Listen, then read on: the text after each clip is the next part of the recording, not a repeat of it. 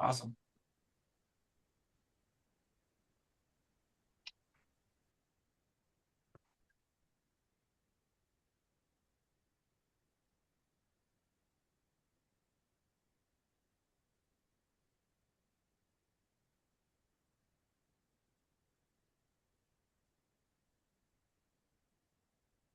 Good morning, everyone. Morning. Good morning. Morning. Good morning. Morning. Man. And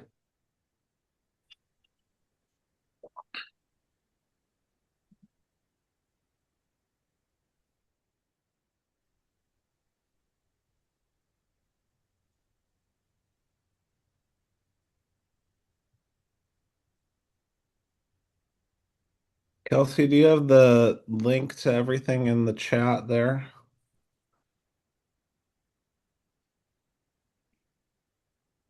There we go.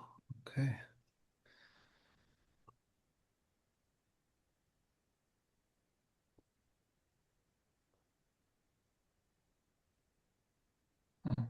All right. Well, welcome to the fall meeting or winter meeting for the SEIC board. It's good to have everyone here. Kelsey, are you taking a roll call then?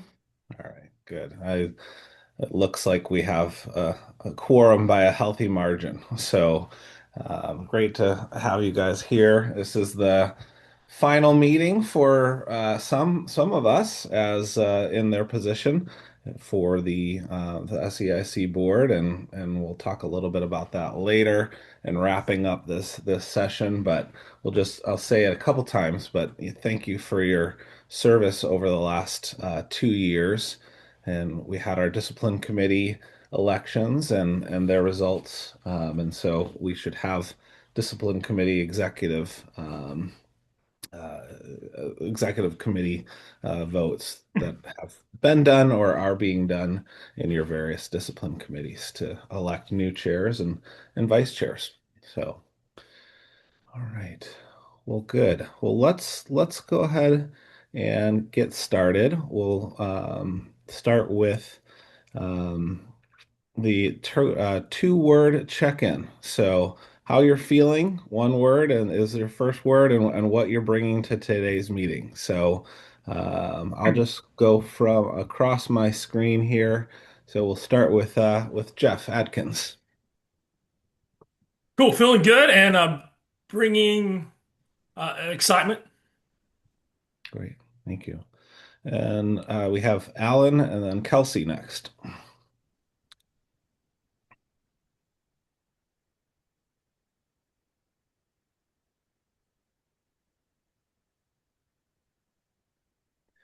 Alan, are you connected? Looks like he might be frozen. So Kelsey and then Mike.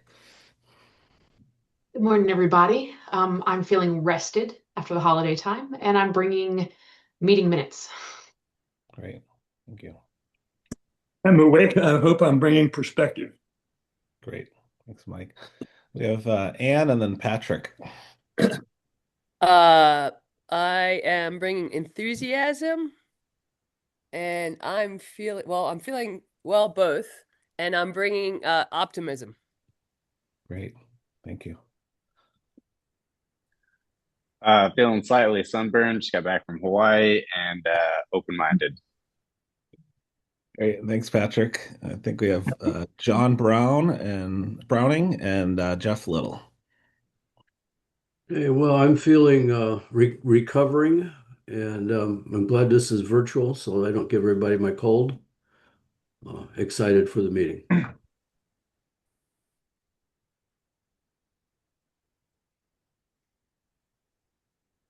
So I'm Jeff Little, doing well this morning, and just hopeful that we can move forward with some good things for kayak fishing. Great, thanks. Robert and then Rachel. The turkey was good, and I can't believe that it's already December. And curious to happy to see that everyone is here, and we'll curious to see what happens. I'm of course feeling awesome, and I'm bringing the sup thing. Bringing the sup thing. Well, thanks for bringing the sup thing. We needed somebody to bring it. So, hey, Tom, and then we have Beth. I'm feeling enthusiastic and interested to see how a lot of this plays out today. I think we're gonna have a lot of good discussion. So I'm feeling grateful and want to reiterate what Brian said. And thanks to all of you for serving on your respective committees. And I'm bringing curiosity. Thank you, Beth. Thanks for being here. I think we have Alicia and Krista. I'm awake and I'm bringing coffee. Working on being awake.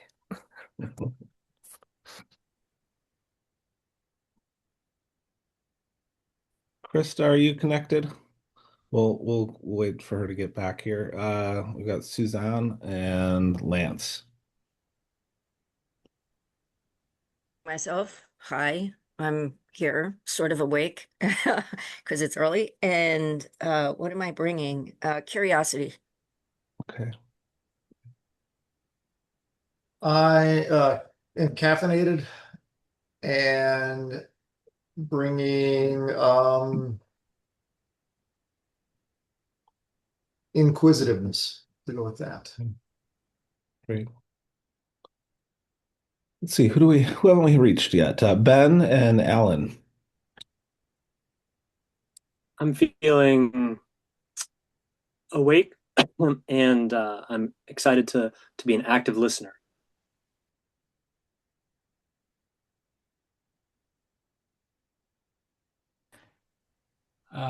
I am, let's see, what am I? I'm bringing my ACA sweatshirt, and I will be having attention for everyone today.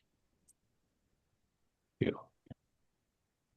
We have Wayne and Chuck, I believe, on the call.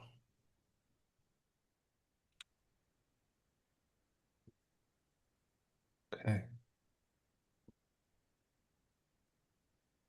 I just figured it out to hit mute.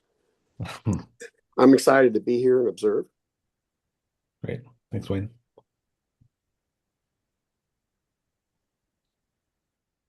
Krista, did we get connected? Yeah, sorry about that. I'm Okay, on my no problem. phone because my power's been out this morning. But I am feeling refreshed from the holiday, and I'm bringing thankfulness to all of you guys. Great. Thank you. And I am feeling Midwestern, as I'm in the Chicago area. So I'm feeling Midwestern, and I am hopefully looking to bring clarity, and I'll cheat and progress.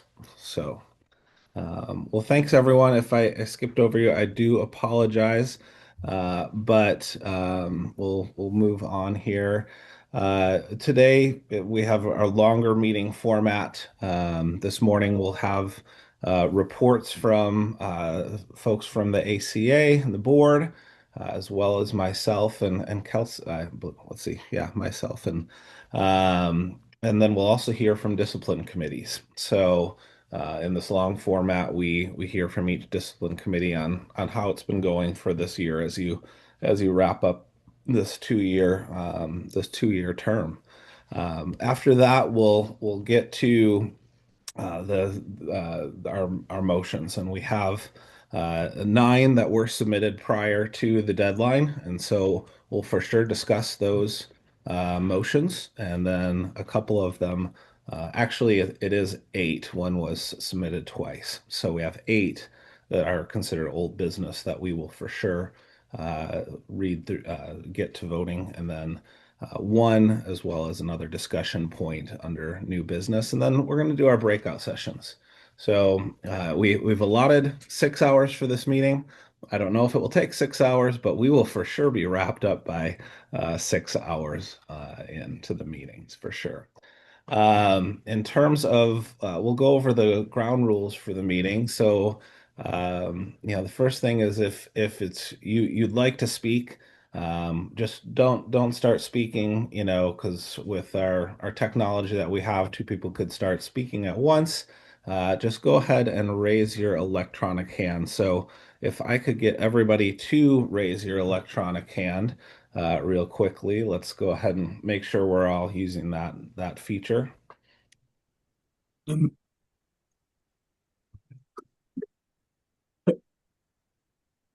Where is that feature? On the bottom? It's on the bottom under React. Do you see the heart? React. Yes, Heart? Yeah, it has all the reactions. You can use a range of reactions. You're not limited to the hand, but we'll just test out that hand. Okay. And I'll try to uh, see whose hand goes up in order and have those speak and give a chance for people to speak in order. So, um, speak to the heart and get to the heart of the matter. It is a 6-hour meeting, but we have a lot of people on the meeting. And so, I would say, listen, to what everyone else is saying.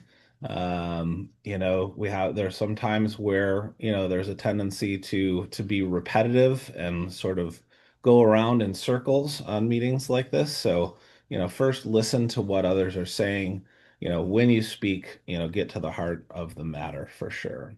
And then when we are discussing motions, um, because we moved to the format several years ago of having all the motions posted in Slack and everybody getting a chance to delve in and really understand where the motions are coming from and have good discussion beforehand. We're going to limit the time that we spend when discussing motions. Okay, and so I do want to take a second to thank folks who did get into Slack. There was, I would say, we improved over previous motions that have been presented in Slack. There was good discussion, and some clarity was provided in the Slack channels prior to the meeting. So, thank you for that. Let's see here. Okay. And so we're a little bit ahead of time, which is good. And so Kelsey, unless I've forgotten something, let's go right ahead to the ACA reports and our executive director, Beth Spilman. Thank you. Kelsey, do you want to do the slides or you want me to? So we are actually going to give you all a condensed version of a presentation we're going to make later in the week at the annual meeting. And so what we want to do really is to touch on a few of our highlights from 2025 and then to talk about our priorities for 2026. And we promise we'll stay within our 5 minutes. You want to go forward? Oh, okay. So first of all, we were very happy to welcome 3 new staff members to our team in 2025. Crystal Lensmeyer, who's on this call, who was our Chief Operating Officer. And then Ben Morton joined us this fall to help Kelsey with all things SEIC. So we're thrilled to have him on staff. And we were also able to hire Michelle Aire, who is in the competition arena as our high performance director for our sprint national team.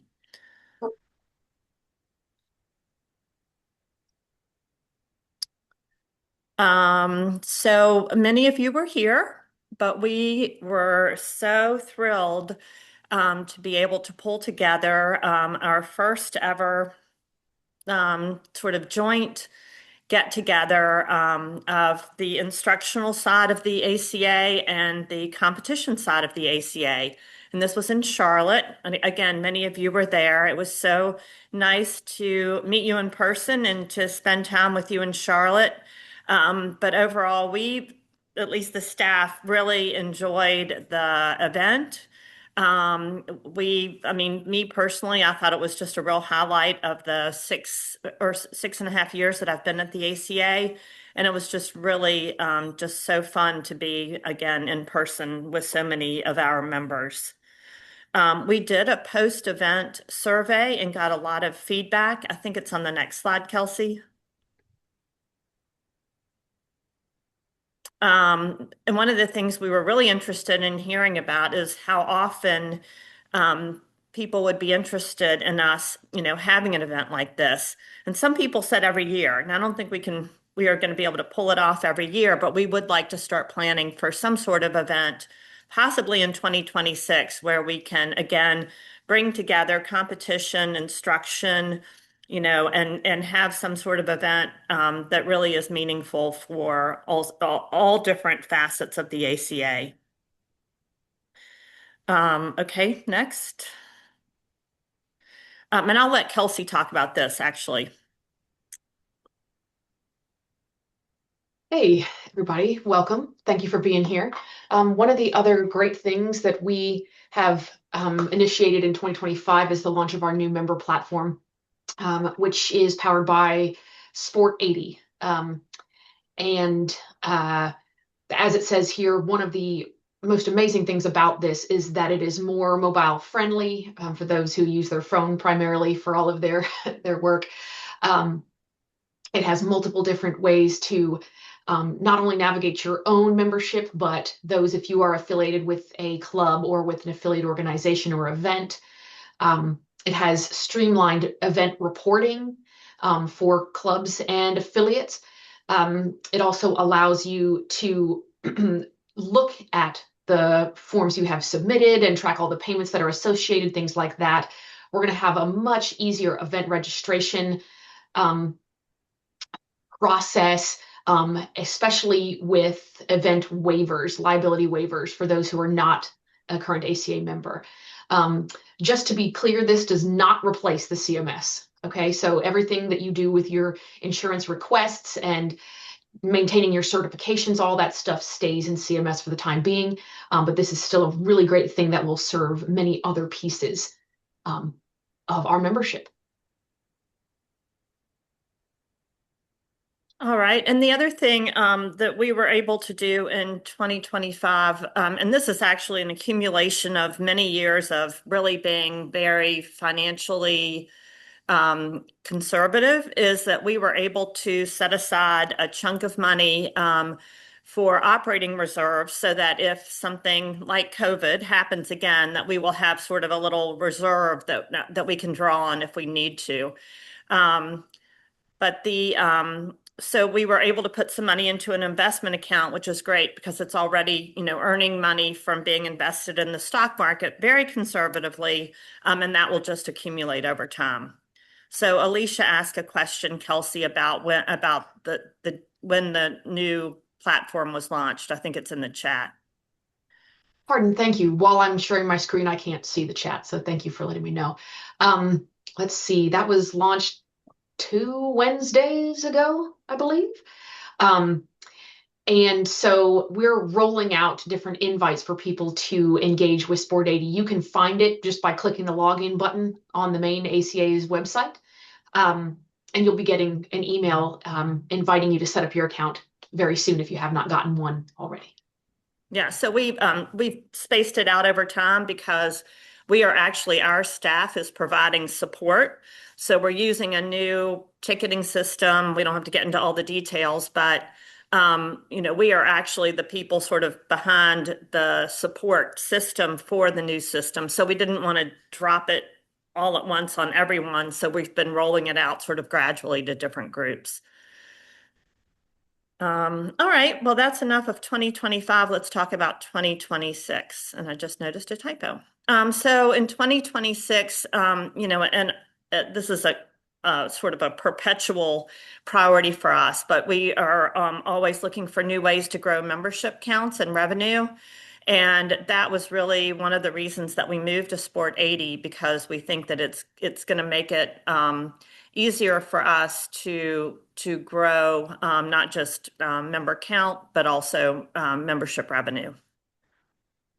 Next. We also want to build on an initiative that the Regional Activity Council launched about 4 years ago, which they call, or we call Kayaking 101. And this happens during National Safe Boating Week. Some of you may have been involved in the past, but it's been a very successful way to teach paddling to a lot of people in a very short amount of time. It's generally been done through the state park system with help from the Coast Guard and other third parties. This is a picture of one that was held in North Carolina last year. And so this is one of Krista's priorities, and I know it's one of the RAC's priorities, is to continue to expand the Kayaking 101 program. Oh, Kelsey, do you want to talk about this one? Sure, I'd love to. One of our next and largest priorities for the coming year is launching a formal online learning platform, or LMS, learning management system. And we're already in the works of, selecting all the different features and components and tools that we need. One that will jive really well with Sport 80 as our membership platform. Not only for SEI, but also for competition, perhaps for the Regional Activity Council or other groups that need online learning and consistency in delivering some messaging and some important things. So stay tuned, because in the next couple of months, you're going to see some great updates about this. Yeah, and we know this has been a priority. I know certainly Ryan has talked to us many times about this being a high priority for SEIC. And so we are, the step one was really to get Sport 80 launched. Step two is this online learning platform. And Ben has actually been super involved in researching and helping us pick a new platform for this. And then I think we have 2 more slides, Kelsey. Oh, you want to talk about this? Or I just sort of did. You addressed it already, but the beautiful part about Sport 80 is that it has great functionality and connectivity with other systems, other platforms, other tools, where our previous one was a little bit inflexible. And so we don't even know yet all of the growth, the connections, the possibilities that we have. But the fact that we don't know is beautiful. There's so many choices, and we're going to expand so many different ways in the future. And so we're really looking forward to that. And of course, the first step is getting all of our current members and our new members integrated with Sport 80, figuring out how it works, and then telling us what you think about it and what more you think it could do. All right. And then the last thing I wanted to mention actually is that, and this is really more on the competition side, but we are actually hosting several events in 2026, the largest of which is the Slalom World Championships. So we will have athletes, coaches, people literally from all over the world coming to Oklahoma City in July to compete in the Slalom World Championships.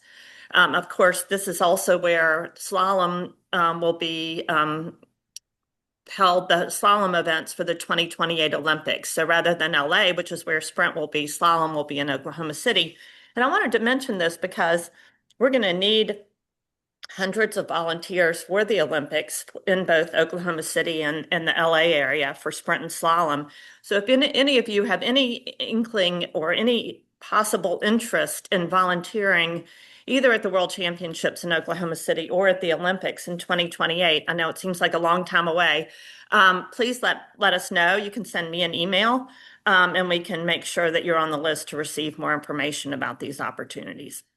So that's it for us. We're excited. We're proud of what we accomplished in 25, and we're super excited about our goals for 2026. Yeah, thank you, Beth. Thank you so much. That's very exciting to hear. To look back and see what's been done, and then also to look forward and see what's on the docket. And I'm excited to see some progress with the learning management system and just all the things that Sport 80 will allow us to do. We're a little bit ahead of our schedule, so I'll take like 2 to 3 minutes to see if anyone has any questions for Beth, and then we'll move on to Suzanne.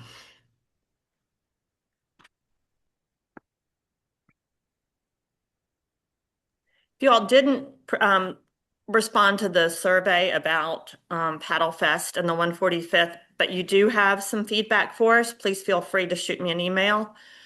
Feedback is a gift, and so we always appreciate it if people take a few minutes of their time to share feedback with us. We know there were a couple little logistical challenges, but it was our first time, so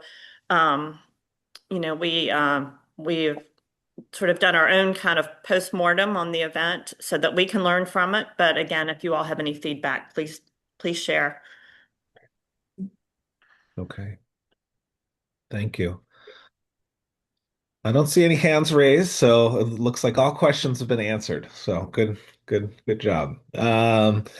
Suzanne, if you wouldn't mind, go ahead, give us the perspective from the board. Hi, thanks. I think everybody knows it was our 145th. If you don't know by now, I'm sure everyone does. From a board perspective, I became president in about the middle of February, I guess. And at that point, we sort of focused the board towards what we called establishing sort of fundamentals or the foundation of the organization, because so much has been changing in the last 7 or 8 years for all of us, with competition coming back into the fold. And what we did is very much, you see the results of that with part of what Beth is talking about. Sport 80 was our last part of that, setting up the foundation for growth. And our coming year, the board is currently working on how we want that what our priorities are actually going to be, but it will very much be focused around creating and promoting value for the membership. That's very much the direction.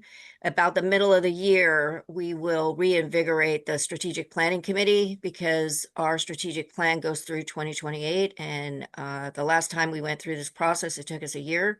So we're going to start that process beginning halfway through this 2026 or 20. Yeah. Oh my God, I can't believe how fast time goes. Yes, 2026. Beth really touched on all the most important parts of everything that happened this year. Obviously, we had the election for the board. So I was reelected to the board, which means I remain president for another year. And then I get a chance to ask to become president again. We have a brand new board member, Simon Norton, who will come on board as of January 1. And we are unfortunately losing one member of our athlete rep board members. And that particular athlete will be replaced sometime in the month of January with a new para canoe athlete. This particular board member happens to be highly in demand and training for the Olympics, and it's just become a little too much. So he had to step off, unfortunately. It's a huge shame, and we're hoping to keep him on some of our board committees. But other than that, I think that sort of sets the standard for where we are for the time being with the board. And I don't know that I have much more to add.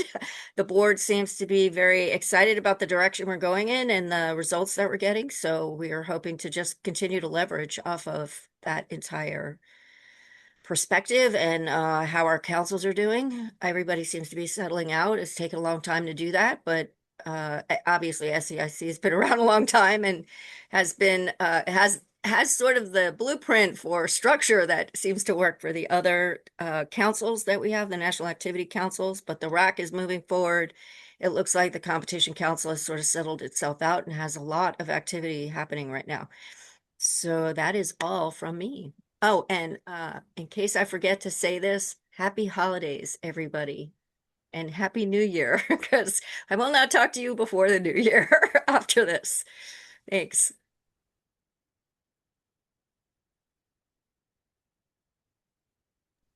Great. Thank you, Suzanne. We'll go ahead and move right to discipline committee reports.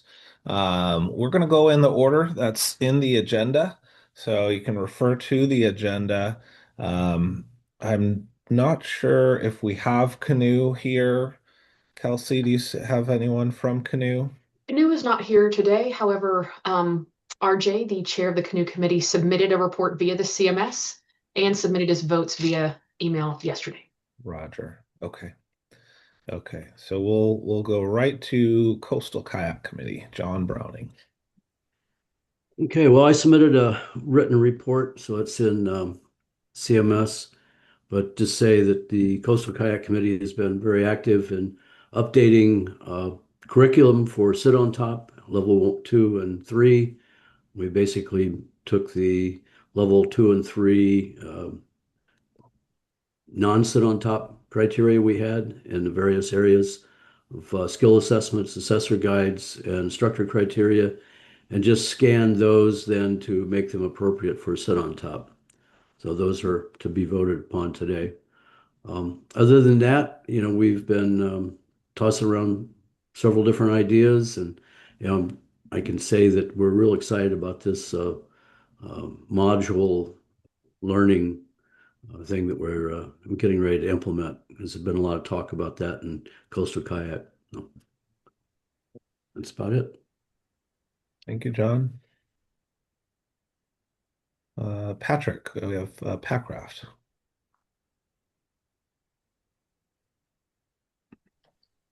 How's it going, everybody? This one should be pretty brief.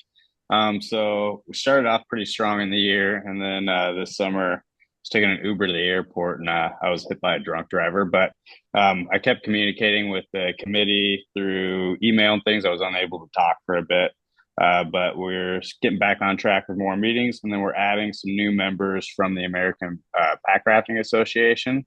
So we should be getting some new people to increase members for the pack rafting committee, and then also some new ideas and some new structure to add to the pack rafting committee. But looking at growing that, and then yeah, getting back on it. So yeah, get some things accomplished this winter, hopefully. Okay. Thanks, Patrick. Alicia, we have from Rafting Committee. Hi guys. I apologize. I did not submit a written report for rafting, I think for the first time ever. I'll be honest, I have been the chair of rafting for entirely way too long. And I'm very much looking forward to pass the torch. And when I sent out our pre-meeting email for November, I started typing out like, "Oh, it's been so great. This is our last meeting." And then I realized it was November and not December. And so I think my brain was already like had already passed the torch. And yeah, so I'm like trying to be present in this last SEIC meeting that my brain didn't realize that I still had. But basically, rafting has been still meeting monthly. We are working on updating our curriculum. We realized it had been a few years since we had done an update. Also, L5 has not had an update, and we recognized it was, missing a few small things here and there. So we are just currently working on a curriculum update. That project will move over to the new committee and the new XCOM within our committee. Yeah, and that's about all that we're working on at the moment. Thank you, and thank you for your service and as chair. And it's how many years has this been? Has it been 4 or was it 6? I have been attending the SEIC meetings as the rafting representative since 2017. Okay. Back then I was vice chair. Yeah. But when the chair quit shortly thereafter, I became chair, and I had a committee that was holding me hostage and kept revoting me in as chair. I finally told them I can't submit any more waivers. Yeah, that's for thank you. Thank you. All right, Anne from River Kayak. Morning, team. The River Kayaking Committee has been busy. I mean, we've come together to, again, get the SAG document done, the skills assessment guide, and there's lots to do with that and make it even more user-friendly. And so we're still playing with that on the team. We meet bi-monthly.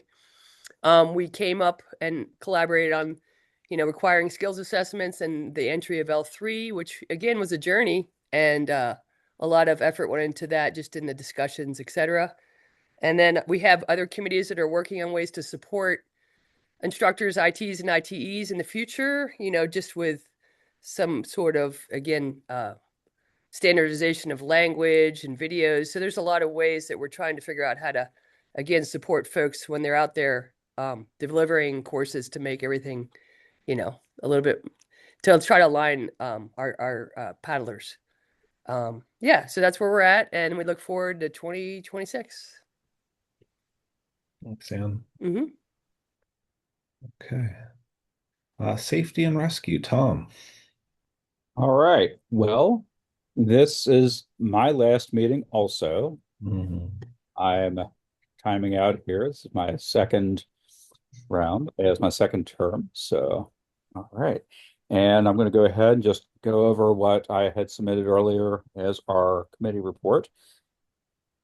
We have our monthly meetings that we do, and these have been well attended for many years. We typically see at least half, if not more, of our 14 plus person committee involved in this. Makes for a lot of great discussion about ideas about teaching methods and resources. One of the things I wanted to report is that at the 145th Paddle Fest, we did have the privilege of having numerous committee members that received recognitions and awards. So that was really great. We did finish up the Swiftwater Rescue Conference in October, and that was done obviously in conjunction with the Paddle Fest. We ran those concurrently as a integrated process. We had a great turnout for that. And one of the things that I wrote in a report, and I'll just give a real quick rundown on, we spent Friday primarily focused on medical. And that was a big component for us, is basically wilderness medicine. What do we do once we get those folks out of the water? So we had people who are part of our committee, who are also part of the Blue Ridge Adventure Medicine organization that I also work with. And we had that being taught by doctors who specialize in wilderness medicine. We spent a lot of time looking at different types of trauma and different types of medical problems. And one of the really big things that we did was spending time introducing people to the latest standards on drowning resuscitation, which include a lot of hands-on practice for folks who already had CPR training. So what this is, it's not a CPR class. If you haven't had a CPR class, you obviously still need to get one. But if you have had CPR certification, then this is an add-on for that. And this is going to matter here in a minute. So what we're looking at is for the following year and for our upcoming season as a committee, we've identified a few different avenues of development that we're going to be working on. One of the big ones is focusing on the needs of level 2 paddlers. So we're thinking about folks operating in that class 1 environment and what training is really pertinent for them. How do we better serve that particular subgroup? And then a second thing is we're looking at how to better collaborate what we're doing with the folks who are pursuing the Leader Pathway programming. I'd also just mention real quick that we're looking at a development of a much more comprehensive assessor's guide. This is something that we've identified for quite some time needs to happen. And this is going to enable us to have a lot more standardization. With safety and rescue being a very technical discipline, a lot of things that we teach need to be taught with some symmetry. We need to be able to see that the levels have a reasonable progression, and that what I'm teaching in Arkansas matches up with what someone who is in New York or in Alaska or wherever is also teaching. So our programming matches up. And we're also looking at ways of integrating additional CPR considerations for paddlers into our Swiftwater rescue courses. And that is about all I have to report. Thanks, Tom. Thanks for 2-term service and all the work that you do for Swiftwater Rescue. Appreciated having you on this board for sure. I'd be worried that they have some other idea in their head they'd be fighting you on, like. If you could mute your channel, I'm not sure who that is, but if you could be on mute if you're not speaking, that would be great. Okay. And Rachel, we have SUP. Yeah, so some updates from the subcommittee is we typically meet once a month, the first Monday of the month. And we've really been working on the instructor trainer candidate evaluation. So SUP should have those ready to send to Kelsey here at the end of the month so that they can be put up and ready to use beginning of next year. As part of that, we had some discussions about what some additional ideas could be put in the full one that everybody uses versus just the SUP ones. And so that will be a motion that was submitted late. If we get to it, great. So we can talk more about that later if we are able to get to it. In addition to that, the subcommittee is really focused on updating the L3 SUP curriculum as well as kind of assessor guides. We've been kind of chatting about it for a while, and I think we have the right team together to be able to move that forward. So kind of the next term, we're going to be working on that quite a bit. So we'll probably be asking some people a variety of questions. I appreciate, Ryan and John, some of your feedback in Slack to be able to understand where Coastal is doing some of those bits and pieces that we will probably borrow. So that'll be a big part for the subcommittee. And then we are determining if we want to do another version of Paddle with the SUP Pro video contest next year, if we want to give it a year break. If there are other committees, it worked well for our team. Could be a social media thing for all of ACA. So if there are other committees who want to be able to share in some of that idea and do it for, say, Paddle with a River Kayak Pro video contest, we are open to sharing some of that knowledge as well if people are interested. But that's basically what we are working on. The report is submitted on CMS as well. If you have any questions, let me know. Great. Thank you, Rachel. Correct me if I'm wrong, but I don't see SURF committee here or Universal. No, I have not heard from them, nor have they sent a proxy, so apologies. Roger. Okay.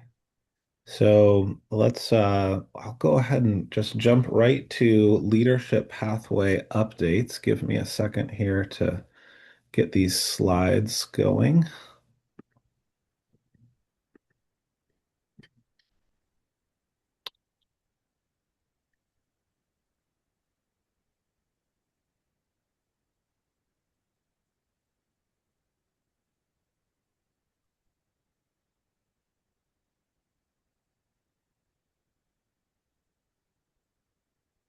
Okay.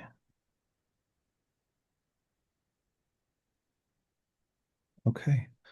So I just thought we would, take a look back at this last year since we approved the leadership pathway and have rolled out this program. It's been an exciting year and busy year of rollout action items. So, we first started with fully integrating the pathway on the website. And I think that the office and Kelsey did a great job with that. It's, provided some structure, that when you go on the website under education, all the new leader programs are pulled out from the other course curriculum. And we have a lot of really good tools there with, I would say, the registration form and some of the other information that's been,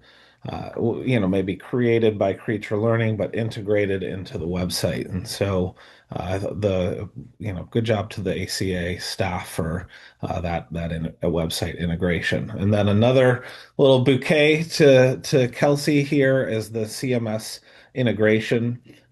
Just when we received our bid from Aaron, or the price quote from Aaron at the beginning of the year, we had a lot of sticker shock. It was looking like it was going to be a $40,000 to $50,000 integration, and Kelsey was able to basically use the structures that were in place and modify them so that we were able to roll out the leadership pathway and have that basically full functionality of CMS for the leader pathway. So that was huge for us.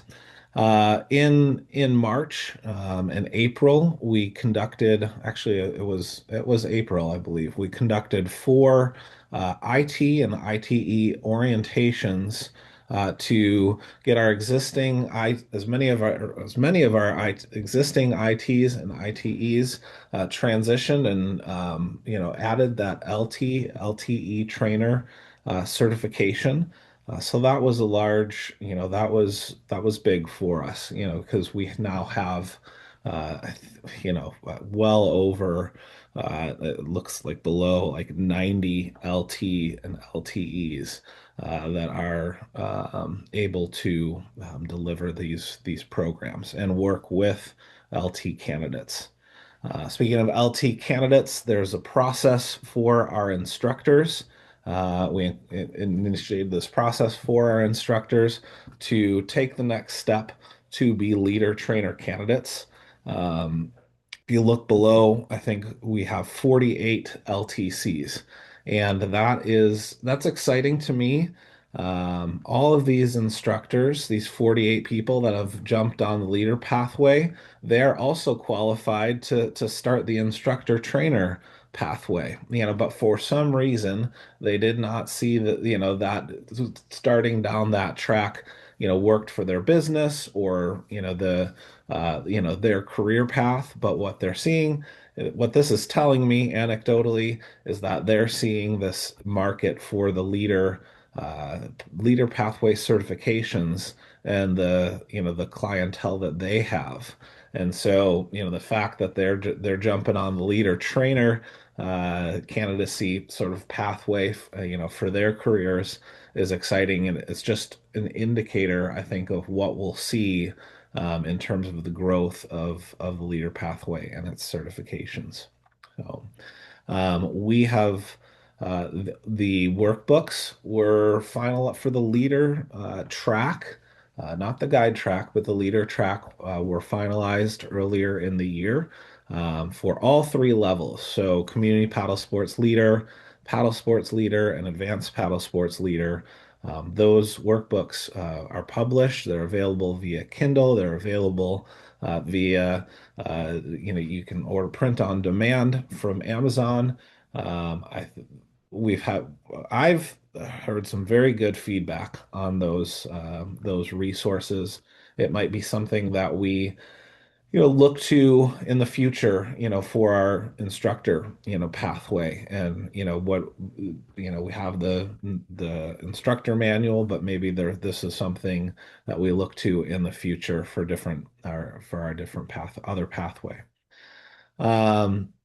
And then, there's all sorts of resources that are available to leader trainers and educators. They can sort of plug and play with those workbooks and use just in their courses. And so, Kelsey, has that been moved over? Can you give an update on those course resources with Sport 80? Yeah, I'm in the process of moving them as we speak. They're not ready yet, but they'll be in a matter of days.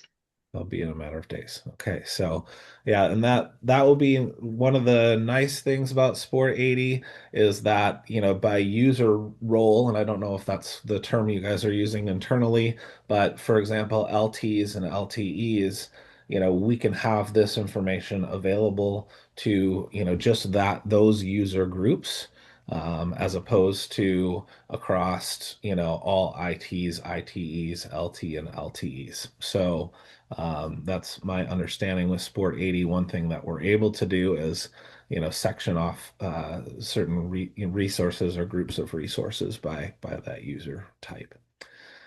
As I mentioned, below we have a huge part, the rollout is incorporating our existing staff members and helping them transition into this new pathway. And so, sitting here at the end of the year or last week when I put together these stats and looking through, I would say, it hasn't always been a straight path. There's been some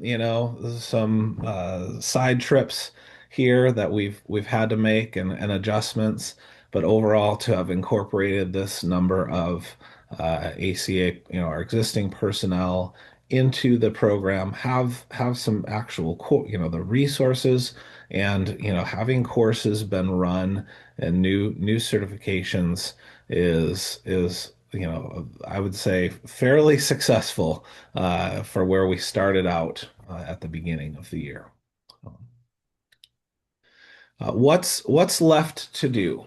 And so, we're looking at, this being a 2-year rollout.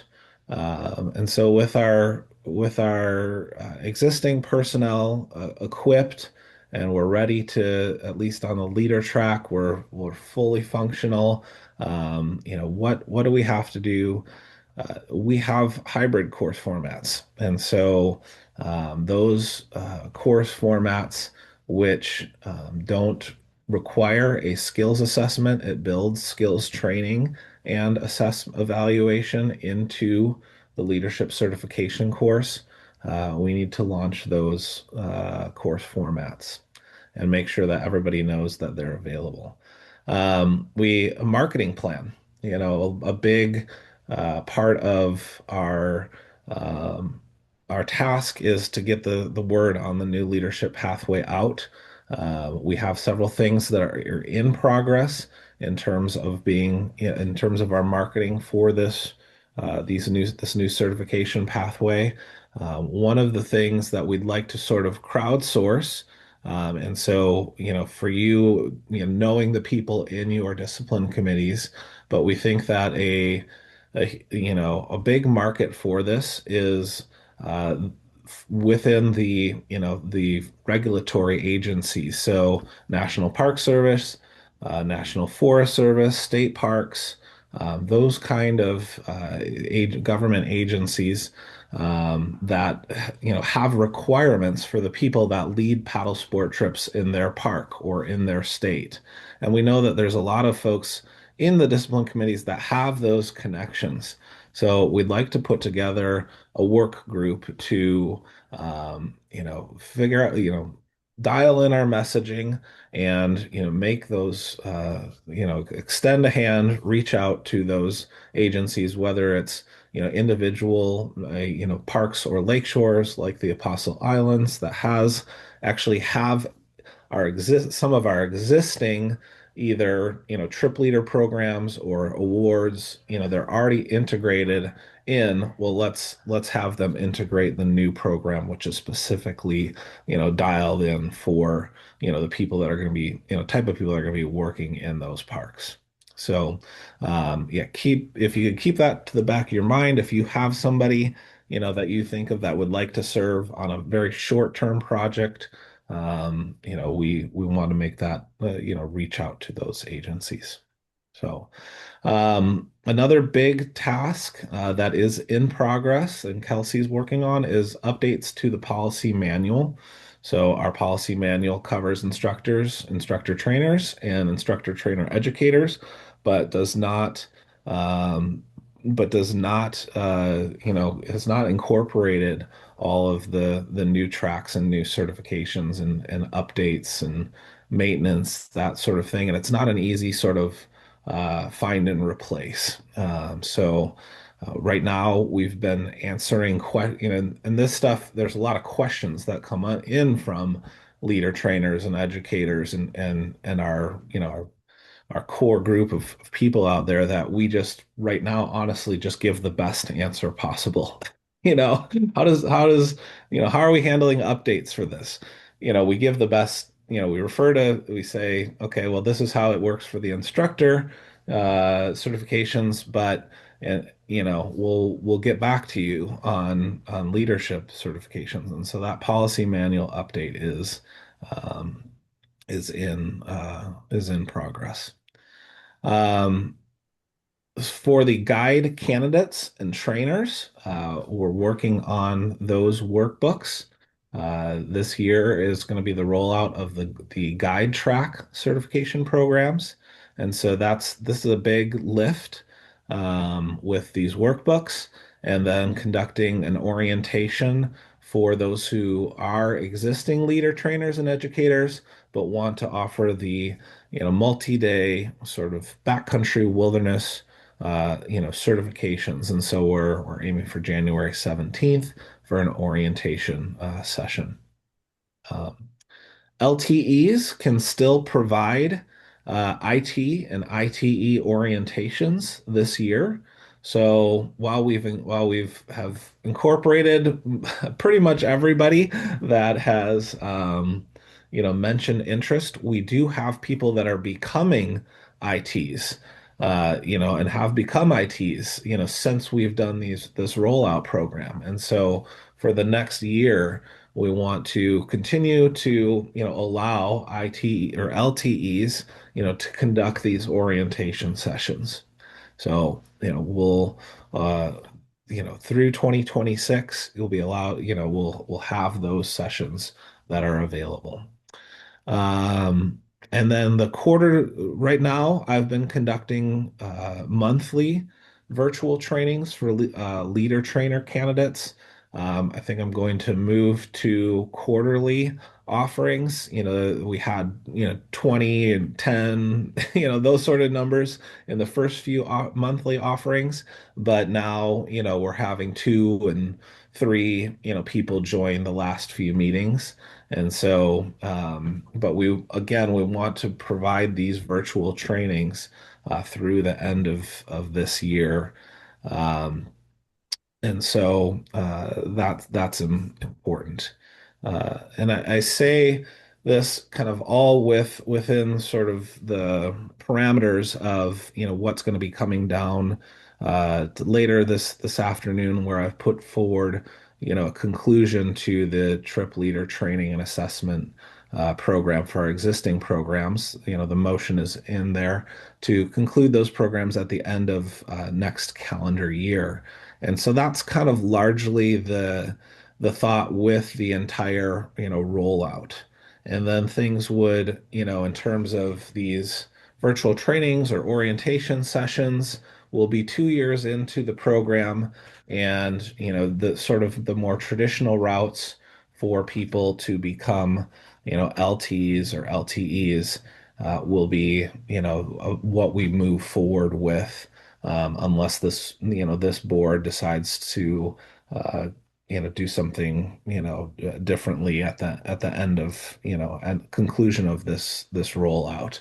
It does take a lot of work and time to do these programs, and so I would need somebody to pass the torch to if we decide to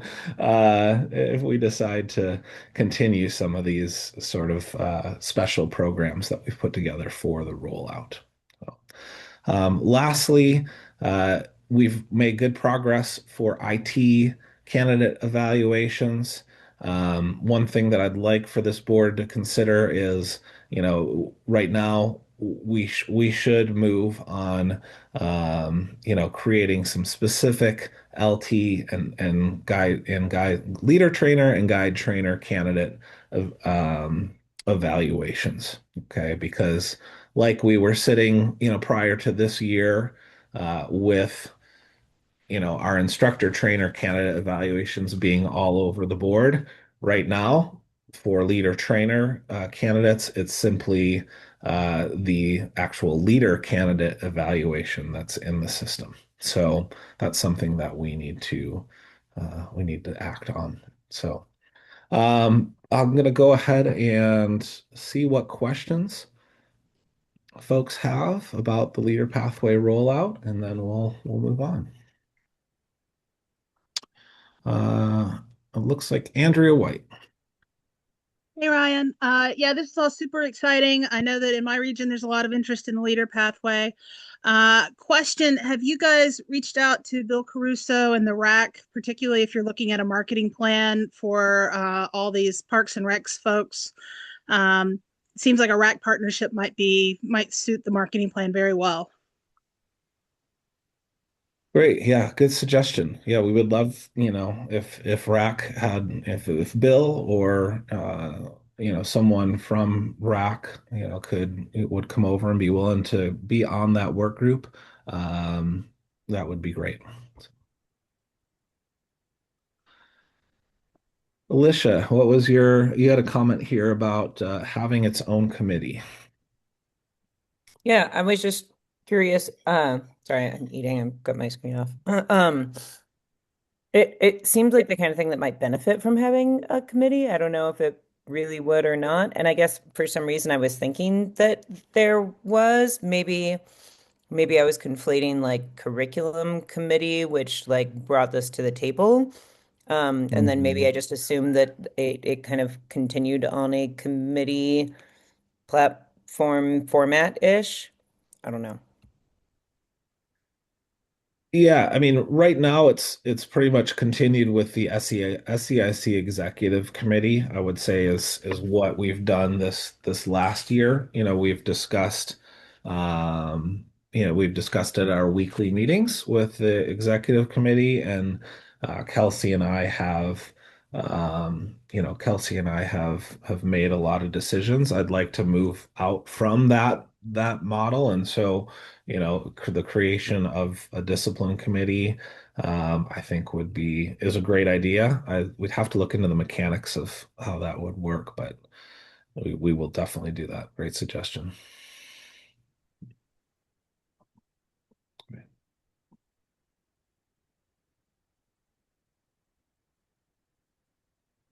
Any other questions about the leader pathway rollout?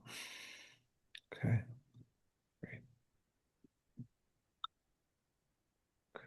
And this here. Okay. I think I saw John jump into the call. John, or do we have any updates from the rack?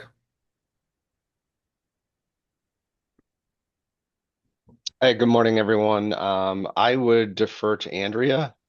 I think she has been more present than I have at meetings.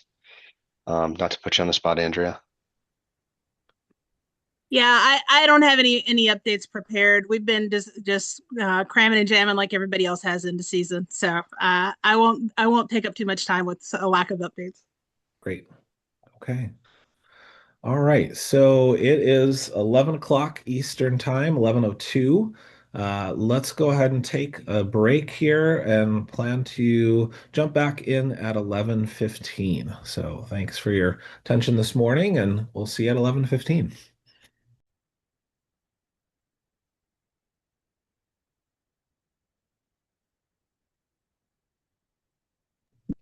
Welcome back, everyone. We're going to go ahead and move on to the motions that were submitted. The first motion that we need to discuss and vote on is the approval of the meeting minutes from our October meeting, and the motion's been made, and so we can just go ahead, and I don't think we since it's been made in Slack, we don't need to second it. If there's any comments on these meeting motions, I'll give a second here. People can raise their hands. But if not, Kelsey, just put the meeting minutes into the chat. Linking to the voting spreadsheet, Kelsey. Voting left, right. Look at that. All right. And so this meeting minutes, or the motions voting spreadsheet is open. Past meeting minutes is in column D, and so you can make your choice there. Just a reminder on your votes as we vote for this past meeting minutes approval. A yes is a yes. N is for no. Abstain is your vote does not count towards the tally. And so we will take motions move forward based on a majority vote, but the abstains do not count. So if we had, for example, 8 yeses or 5 yeses, 4 noes, and an abstain, that motion would pass because it has the majority of votes of 5 out of 9. So just remember that as you go through and vote on these motions. We're going to have the maker of the motion. You will give them a chance to present that motion. We will then open it for discussion. And as discussion wraps up, or I choose to wrap up discussion, we'll go ahead and move to a vote. So let's make sure everybody that can vote here today. This is our trial run here with using the spreadsheet on this approval of the meeting minutes. Looks like we need Tom, Patrick, and Robert. If you guys could do you have access to that spreadsheet? It's in the chat. If anyone has a hard time with the spreadsheet, this happens from time to time, please feel free to send me your vote in the chat here of Zoom, or just put up a thumbs up or a thumbs down or a thumbs sideways to abstain if you like. Yeah, For me, it only opens as a very small internal thing that's too tiny to work with. It's the SEIC as the owner. You've never viewed this. Maybe I'm doing something, but I clicked on voting spreadsheet and that's what I get. Robert, were you trying to give your vote? If you are saying something, thank you, Robert. I see you. And you'll have to bear with me. I'm having some significant connectivity problems due to inclement weather here today. Thanks for letting us know. Right. Okay. Mike, I think right now you're the only person left. Well, I can't open the spreadsheet. It just opens this little tiny thing. So I'm voting yes about the meeting, but yeah. Thank you. I'm sorry. You're frozen too, Mike. I'm really sorry. I can't quite figure out what you're trying to do, but please feel free to send me a message in the Zoom chat if you need to. So thanks everybody for voting. This motion passes and we can move along. Great. Thank you. Okay.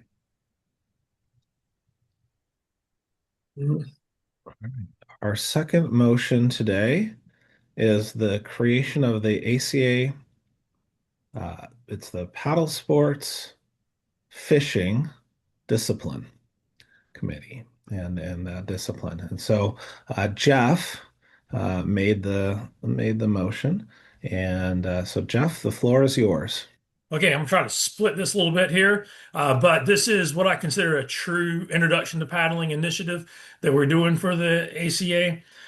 These folks that are here, that's been a part of this committee here that we're putting together, these are the influencers in this stuff that I equate to, like, you think about the influencers that you've had in your disciplines, your Bill Mason in canoeing, your Laird and Dave and the guys in SUP, to the expedition sea kayakers. The folks that are on this committee are the influencers in this fishing committee stuff. So I want you to think about these people are reaching hundreds of thousands of people. And 20 years ago, I was watching some of these guys' videos on kayak fishing and how this, and which eventually led me to the ACA. And now I'm a multidisciplined ITE, spreading ACA love globally. So this is the impact that this discipline makes. Concerns that people have been raised in Slack, I think we've addressed. We'll follow SEIC discipline for the creation of the committees, but for right now, this is going to serve similar to like the UPC committee. Like, we're going to be, it's an endorsement. You have to be an instructor in the discipline already, and this will be like an endorsement, just like UPC is, similar to some of the rescue stuff going on. But this is going to be the impact, how we do this. I want to again ask you as a committee members, I've mentioned this before, think about your committees. Who really has an interest in fishing on your committees? My guess is not a huge amount. But again, the folks we got here are the influencers, are the people that's making policies and decisions and procedures that keep people safe out on the water. And these are these large quantities of people that we're seeing out on the water in the various styles of equipment, things with foot drives, things with electric motors that get attached to the bottom, and they're selling for multiple thousands of dollars. So it's not just fluky kind of made up stuff. Like, this is legit equipment, legit paddlers, legit processes.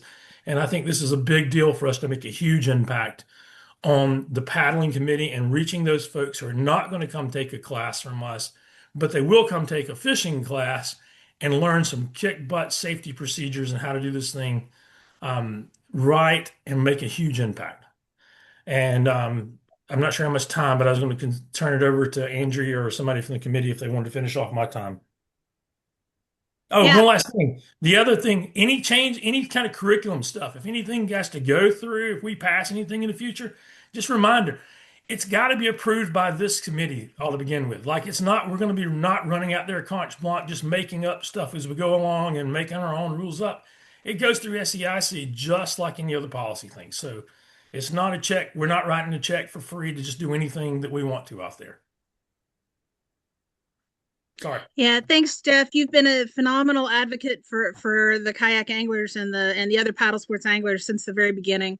I just want to encourage the SEIC to. I hope that you'll appreciate to Joff Luckett and some of the other fishing leaders that are joining us today, how much growth they have seen in this curriculum as a way to go penetrate that huge market of people who put a paddle in the water but don't think that they need to take a paddling class. We have now created a forum for them to take a fishing class and learn about the on-water hazards, learn about the mitigation strategies, learn about boat control and skills and paddle sports skills that keep them safe and send them home with smiles on their faces and make them lifelong paddlers. It's been super successful in the 3 years since we launched it in March of 2022. The initial motion, as you'll note, is really mostly an administrative change. It's just creating the committee so that this group of experts in paddle sports fishing can evolve the curriculum and bring those motions to the SEIC for your approval. But it's recognizing the success that we've had so far. It's not making any major changes to the endorsement criteria or curriculum that's already working. It's setting the stage for us to be able to evolve this to meet the ongoing needs of the marketplace. Joff, is there anything that you'd like to add as the proposed chair of the new committee? We can't hear you, Joff.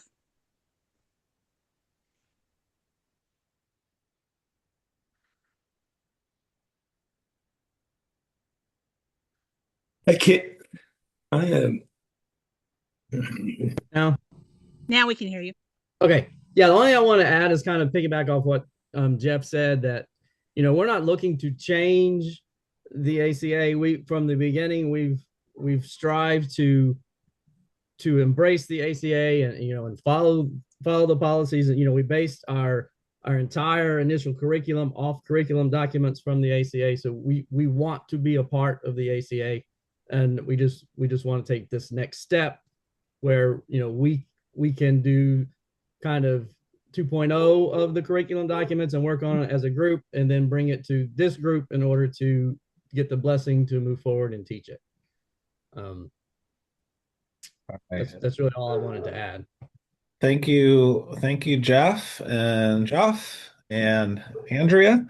We appreciate you guys bringing this motion forward, and to the advisory committee as a whole for the work that you've done. So thank you so much. I'm going to go ahead and open it up to SEIC board members for comment and discussion at this point. And John Browning, you can go ahead. You have, let's give you a minute here.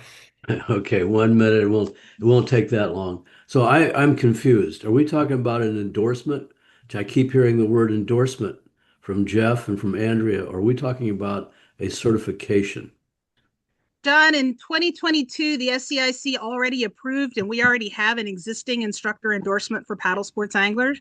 That will not change with this motion. All this motion does is create a discipline committee to give a formal opportunity, a group and a formal monthly meeting opportunity for them to continue to evolve the curriculum.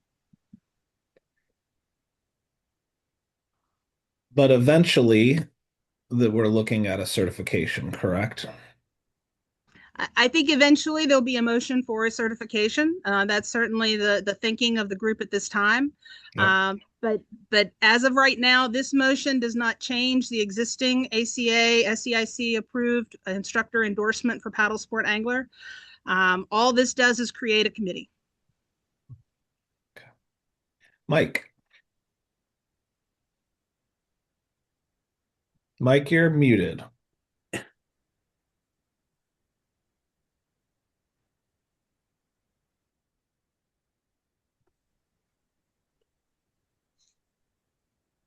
We still can't hear you, Mike.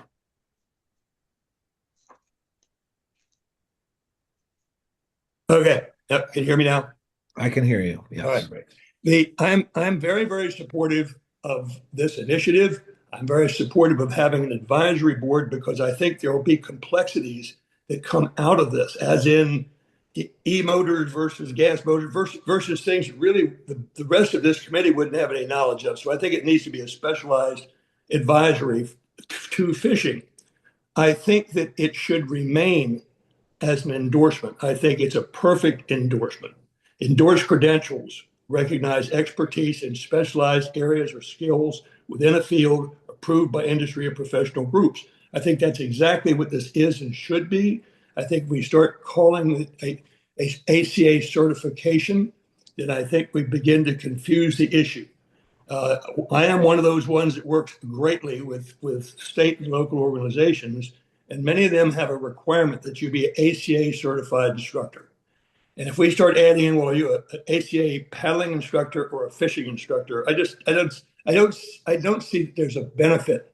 I look at everything as cost benefit, and I don't see any benefit of going from an endorsement to a certification. That's the main thing I'm talking about. If it's not going to go, then I don't have anything other to say other than good job. Although I think that a lot of things that are written within that endorsement need to be reviewed.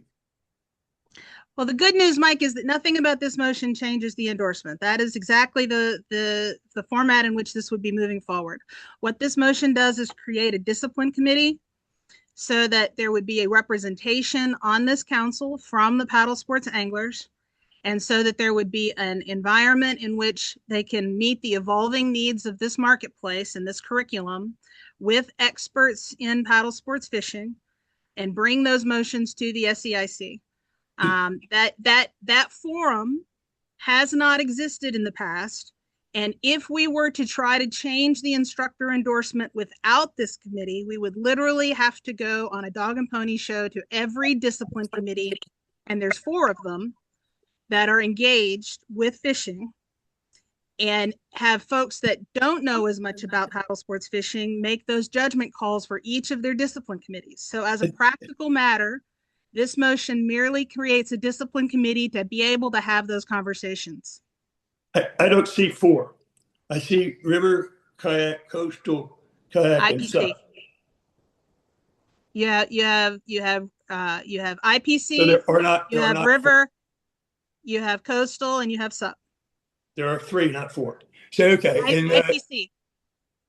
Okay, I think that having a voting member on the SEIC board of an endorsement, this would be a first because we haven't had voting members of endorsements prior to this.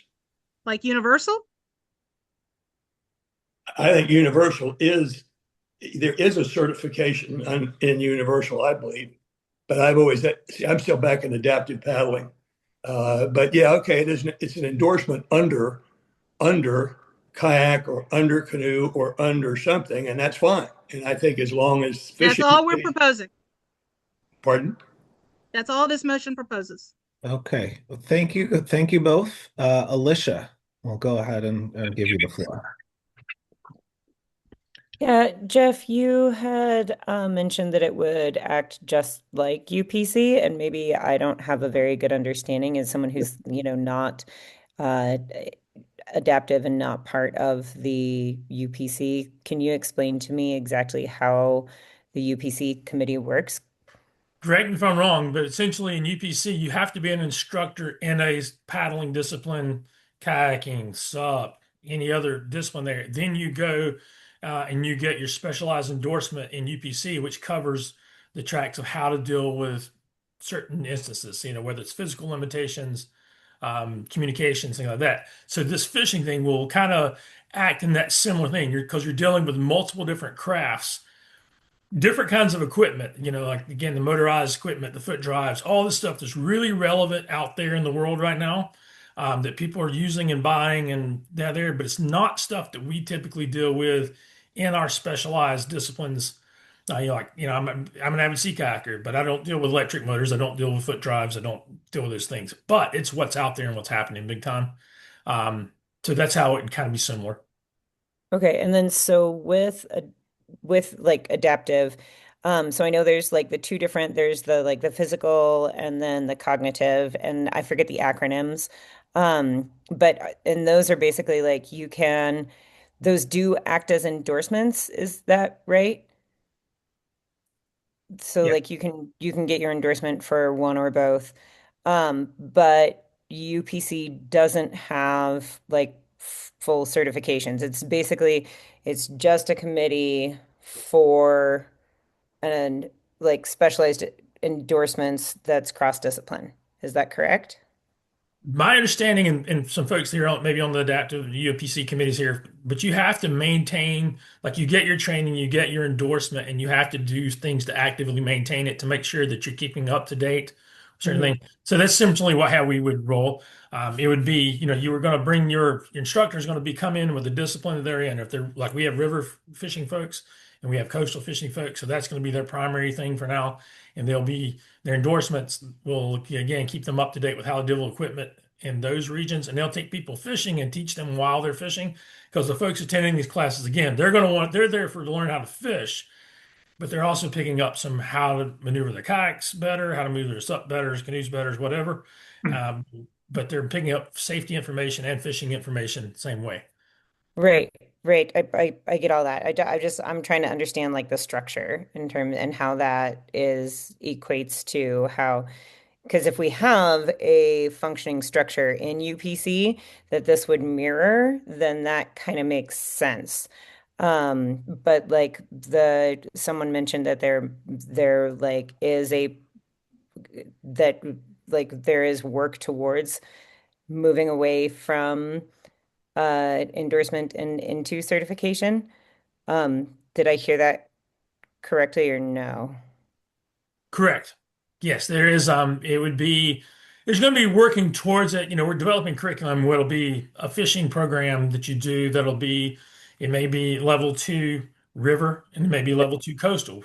Two different things. But you'll be working. We're working to have those out there to do it. But it's not there yet. Like this is what this committee is going to help develop. Just like we've adapt. It once was adaptive paddling dealing primarily with just physical stuff, and we've migrated and grown now to we're dealing with communication things, and so that's how we hopefully see this to function as well. Okay. Yeah. And just because, like I say, structure wise, like I can see having a committee that specializes in this endorsement that's so far outside of just paddling. But I'm not sure that I see a path or a need for actual like certified instructors in fishing. Like my brain says, okay, ACA does paddle sports, right? And that we have like these endorsements where we do things that are like paddle sport adjacent, like creating adaptive ways for someone to be able to grip an oar handle that doesn't have a fully functional hand and that we, can like help folks who are paddling, but their goal for paddling is fishing, not paddling. But like I definitely like I don't see the ACA falling down a full we teach fishing thing, if that makes sense. Like this the like if UPC really is the like what we're milling this off of and it's just a committee for an endorsement, that makes sense to me. If we're saying, yeah, we're going to teach fishing um, and make it a full instructor certification like it's a paddle sport, then that doesn't feel as an alignment. And actually, I'm pretty sure, Jeff, I remember Geoff, sorry, I'm saying your name wrong. I'm pretty sure I remember you in the beginning saying that like this is a demographic that needs safety but doesn't want to be taught how to fish because they already know how to fish. And obviously, there are always new people getting into sports and whatnot. Um, and I guess like, I don't know this demographic at all. I mean, like I know fly fishermen on, like off of rafts, but that's a totally different thing than like bass, kayak fishing off of kayaks, right? Totally different demographic. Um, yeah, and I guess like just going back to that whole structure concept of a committee for the specialty thing that is an endorsement makes sense to me. Moving beyond that feels less reasonable. It doesn't feel as in alignment, if that makes sense. Okay. Thank you, Alicia. John Browning.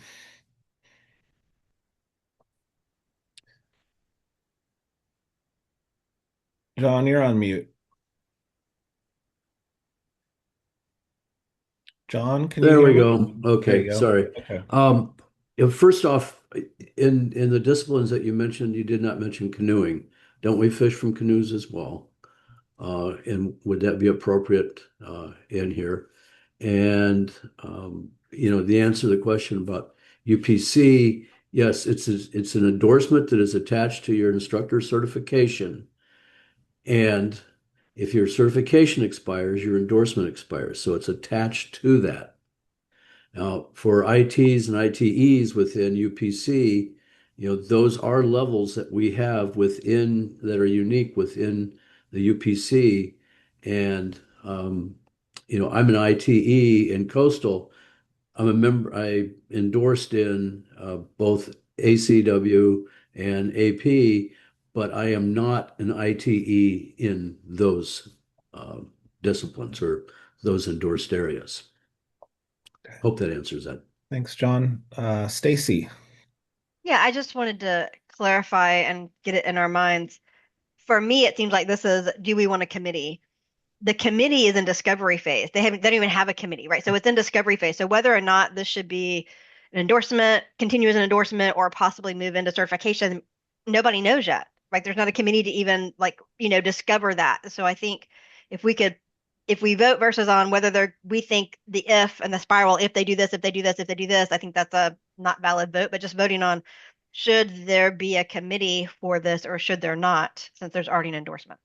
Yeah, I would say they have an advisory board that is as active or more active than our discipline committees. I'll just put it that way. So, and I'm not calling out our discipline committees. I'm just saying they have a very active group together, and they are like our discipline committees. It's composed of the experts, the influencers, the people that are out there and are in the field, doing this like our other discipline committees. Lance. Yeah, I think my question was along the lines of John. We talked about Kayak and we had talked about SUP and maybe, but I think if we're gonna have the committee and approve the committee, there should be representation from, or at least thought putting into all paddlecraft, not just canoes. People fish from rafts, people fish from all kinds of manner of craft, and I maybe it's probably unrealistic to cover everything that everybody fishes from, paddle wise, but I think we need to not just go after the trendy, what's hot today, although it's been hot for 20, 30 years, but looking at being more inclusive with that, and fishing from a sea kayak. My dad, back when he was probably in his early 60s, was fly fishing for sharks out of his current design's Gulfstream, right? So thinking about the type of craft too, we think saltwater fishing, that's all sit on top. It's not, right? And so just not getting locked into, if we're gonna do the committee, the representation, so that we're not locked into these little niche areas of just what is extremely popular now, because I think that's a quick way to a path towards irrelevance before we even get started. So that was just my thoughts on approval for the committee. Yeah. And the motion, is not kayak fishing. It's paddle sports fishing. And so, we get these folks in the room, they're already in a room by themselves. The motion is to get them in the room with us, right? And so like every discipline, like we all do, we all work, amongst ourselves as experts, and we bring everything forward and we decide if it's good for the ACA. And, we have to, that's a big question for me, and what I'm going to be voting for, is, organizationally, the benefit to the ACA and, the market and safety and all those things. So, let's see. Jeff Luckett.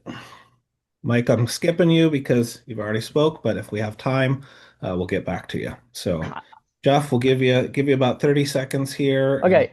I just wanted to say that the concerns that have been raised is the reason we want to have this committee. We know the documents need to be updated. We know they need to be broader and more inclusive. We know these changes need to be made. The most efficient and prudent way to get it done is to have our own committee and then reach out to the subcommittees when we need, and then bring it to this group to vote on the changes that need to be made. So we've been, since we've proposed this, we've worked on it and we've been teaching it. And now that we've been teaching it for a couple of years, we see what there needs to be changed, right? All curriculum needs to evolve. And the committee is just the most efficient, organized way to get it done. Yeah. Robert. I remembered to turn my mic on. I sat in on the last couple of advisory board meetings. I was impressed with as Ryan mentioned, the activity of the group. They seem to have their act together. As I can't speak for the entire board, but as Beth indicated, one of the areas that we're looking at is growth. I believe this offers us a potential growth in the organization, particularly with membership, and also growth particularly at the base level of the pyramid of paddlers, which I think Jeff addressed earlier in his presentation. And so I would encourage everyone to support it. I think the committee, as the motion indicates, is the development of a committee which can address these potential issues. And as was also noted, there could be a lot of things down the pike, but those are things down the pike. This gives a forum and gets us as a player in the movement. And so I would again encourage the committee to pass the motion. Okay. I know we have a lot of people with their hands up, and I do apologize to some of the advisory board members here, but just as a matter of function, this is a motion that's open for SEIC board members. So if you do have a thought, if you could use the chat, but I'm just going to limit it to SEIC board members. Mike, you have Yes. 15 seconds. I'll be 30 quick. seconds. Okay, we've talked about one facet. This is a very multifaceted proposal. And we haven't talked anything about having a shortcutted waiver for fishing IT candidates.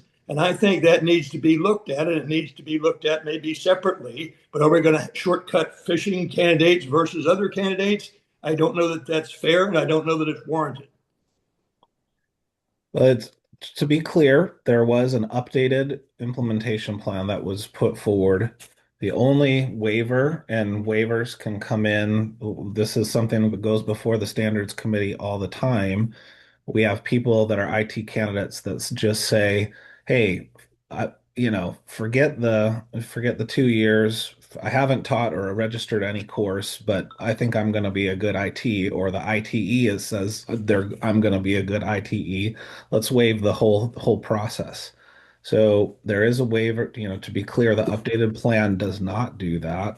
It does waive the number of years requirement, but it leaves in place the number of courses taught.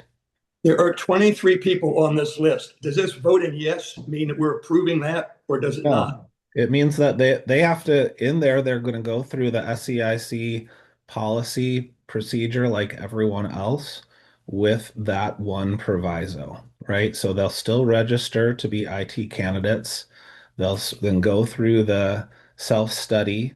They'll still have to do the ITDW, or co-teach, and then a lead teach. Their packets will still have to go in front of the standards committee. It's just not a waiver for 23 people to shoot through the system.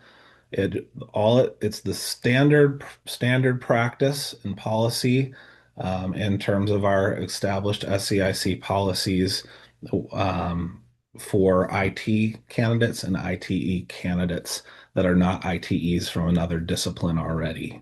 We have Jeff Adkins, we have Tom, who are ITEs in other disciplines. The implementation plan does grandfather them in as ITEs, but it's not just everybody's through. So, Rachel. Sure. I'm with Alicia that at this point, I don't know that if endorsement or instructor certification separate makes sense, but I also understand that's not what we're talking about right now. And if I'm looking at anything to do with kayak fishing, I'm going to call my good buddy who's also on this phone, Chuck Earls, and say, tell me what you need to know. So I welcome him at the table and I want him to be at the table because I'm going to call him anyway. So I would support this so that we can have those conversations. And I know they're hearing all of this as well and the concerns. So they're going to take it back to their group and say, all right, the SEIC is not sure which way we should go. Let's have a deeper conversation to be able to further. So that's just what I wanted to add to the conversation. Okay. Thank you, Rachel. We need to move on. We need to move to the vote. And so we're going to open up voting on this motion and we'll go ahead and see what happens.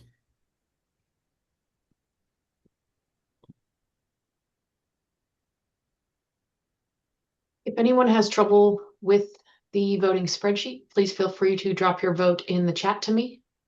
Robert, I see you. Thank you so much.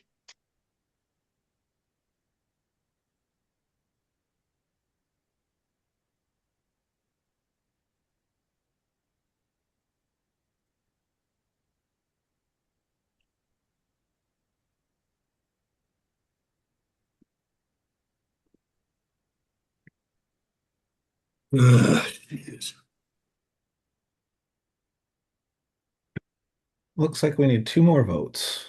John, Browning, and Alicia.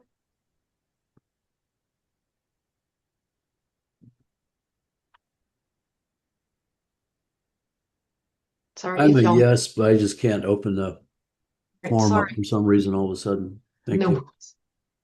All right. Thank y'all so very much. The voting on this one has concluded and this motion passes. Thanks, everybody. Congratulations to everyone from the Paddle Sports Fishing Advisory Board. And, we will bring this, all these motions, they go before the ACA board. So it's not a done deal yet, but success through this motion. And so thank you for your work to this point. And it's great. So we're going to move on to motion number 3. And so, or motion 2, I should say here. So, Anne, I believe that's you, correct? It is. Okay. Hey team, this is for the skills assessment from L2 to L5 and having that skills award to enter ICW. Trey Moore's on the phone too, or on the call. He's the vice chair. I'm going to just read for a second and then add a little bit, and he will too. But effective October 1st, 2026, all instructor candidates in river kayaking disciplines seeking certification from 2 to 5 must possess and provide documentation for the corresponding ACA River Kayak Skills Award, L2 to L5, prior to being admitted to an ICW or IDW. The reason that the need for change was what river kayak instructors' pathway needs to be consistent, and verifiable benchmark of technical skills prior to their admission, resulting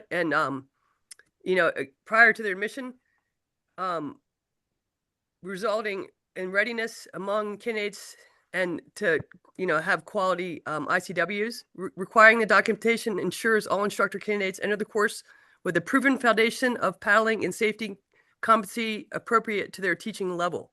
This change also aligns with the river kayaking certification pathway, or the leadership pathway, the new leadership pathway, which is already requiring validated skills awards and as a prereq for candidate progression for candidates.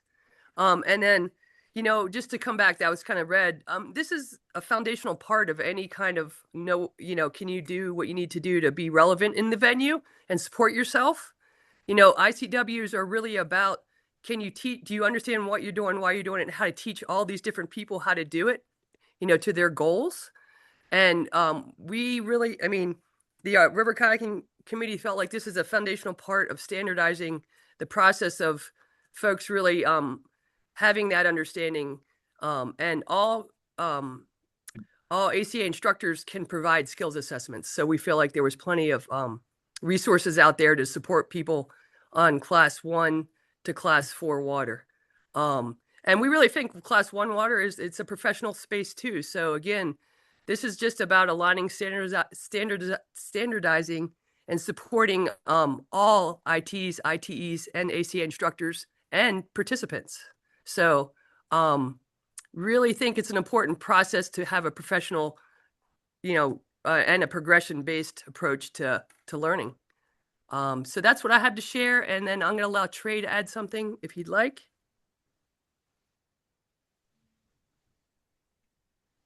If he's Hi, out friends. This is Trey. Can you guys hear me? Yeah, Trey, we can hear you. Yeah, so this is just a quality piece. We're really looking to increase the standard, or really set the standard, increase the quality of the River Kayak instruction program by having just documented skills assessments prior to folks entering instructor courses. I think this is a great opportunity for us all to sharpen up our entire cadre of instructors. It's a great chance for them to practice their assessment skills. And we've tried to create documents to support that. And we are actively brainstorming other ways and resources to support instructors, ITs, and ITEs with this new workload that's going to come on them as far as these required assessments. Thank you, Trey. Okay, I'm going to go ahead and open the floor for comments and questions.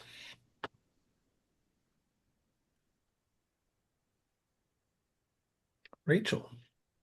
As kind of noted in Slack by me and a couple of others, I would support it if you were willing to make a friendly amendment that it was L3 and above to be able to do it. But when it comes to L2, I would have to oppose it just because of the entry level for a variety of parks and other people. So just throwing it out there to see if a friendly amendment would be accepted. And we'll leave that as a question. I'm going to open up some other comments. So there is a friendly amendment on the floor to restrict this to L3, L4, and L5 for River Kayak. But well noted. Thank you, Rachel. Mike.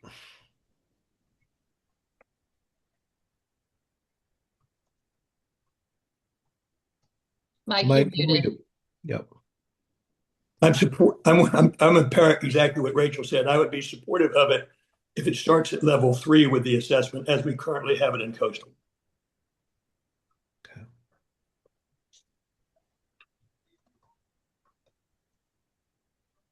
Jeff.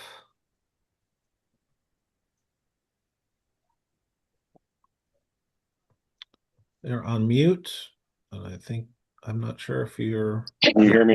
No, I can hear you. Okay, great. I think that bringing it down to L2 takes away some degree of freedom from ITs. Typically, I have seen L1, L2 courses combined, and there's that freedom to continue people, make them an L1 instructor, etc. And I just feel like that's been a good system and puts the power in the person who's the actual IT in the situation. Great, thank you. I just do want to mention, as Ann said, the leader pathway incorporates skills assessments at each level: community paddle sports leader, river and coastal leader certifications, and advanced river and coastal leader certifications, and the guide certification all the way for both of those levels of certification. That said, it does recognize that we have this issue with our certification programs are quite popular with agencies and other just individuals or clubs that people come in at those foundational levels, and we don't want to cut ourselves off at the knees here as an organization with our certification programs. And so for the leadership track, we have, as I mentioned, the rollout of the hybrid programs. And so for those foundational community paddle sports leader and paddle sports leader, that's a course format that's been created that specifically addresses, those candidates that are coming in that might have skills deficiencies. And so it's intentional in how we approach it. I think like Rachel and Mike, I'm more likely to vote yes if we limit it to L3 for now. And then we need to take a look as an organization at what we want to do across disciplines and maybe look at this issue specifically of these people that come in that don't have polished skills, but we still want to incorporate into as instructors, and how can we, sort of deliberately and intentionally design an L2 or L1 certifications so that, maybe, and this is just like spitballing, maybe there's a hybrid program. So like if you do have your skills assessment, it could actually be a shorter course with the addition of LMS and the influence that will have on some of our programs. And so right now, I'm more likely to vote if, the friendly amendment is accepted. Circle back on we need to look at our foundational program. We need to take a look at that. There's so many things going on with our level 1, level 2, and we should look at that as a board. Alicia. Yeah, I am aware that this motion is just for River Kayak, but because you just brought it up, Ryan, I want to put out there that if required assessments before an ICW was like across all disciplines, I can tell you that it would effectively kill rafting. That class 4 raft guides are not going to take the extra time to get an assessment before, or a skills award, whatever we're calling it now, before signing up for an ICW. It's hard enough to get raft guides to take ICWs and see the value in being trained as an instructor, to be teaching their guide schools as is. So while I too am in support of if, River Kayak feels that this is going to benefit them, I'm also in support of the friendly amendment that Rachel proposed. But like I say, I just wanted to throw it out there that like, if this is something that we're looking at for across disciplines, I guarantee you it would kill rafting very efficiently. Yeah, thank you. John. Yeah, at Coastal, we went to insert the skills award at level 3 and above. Also, we have a progression that to become a level 4, you must first be a level 3. To be a 5, you must first be a 4.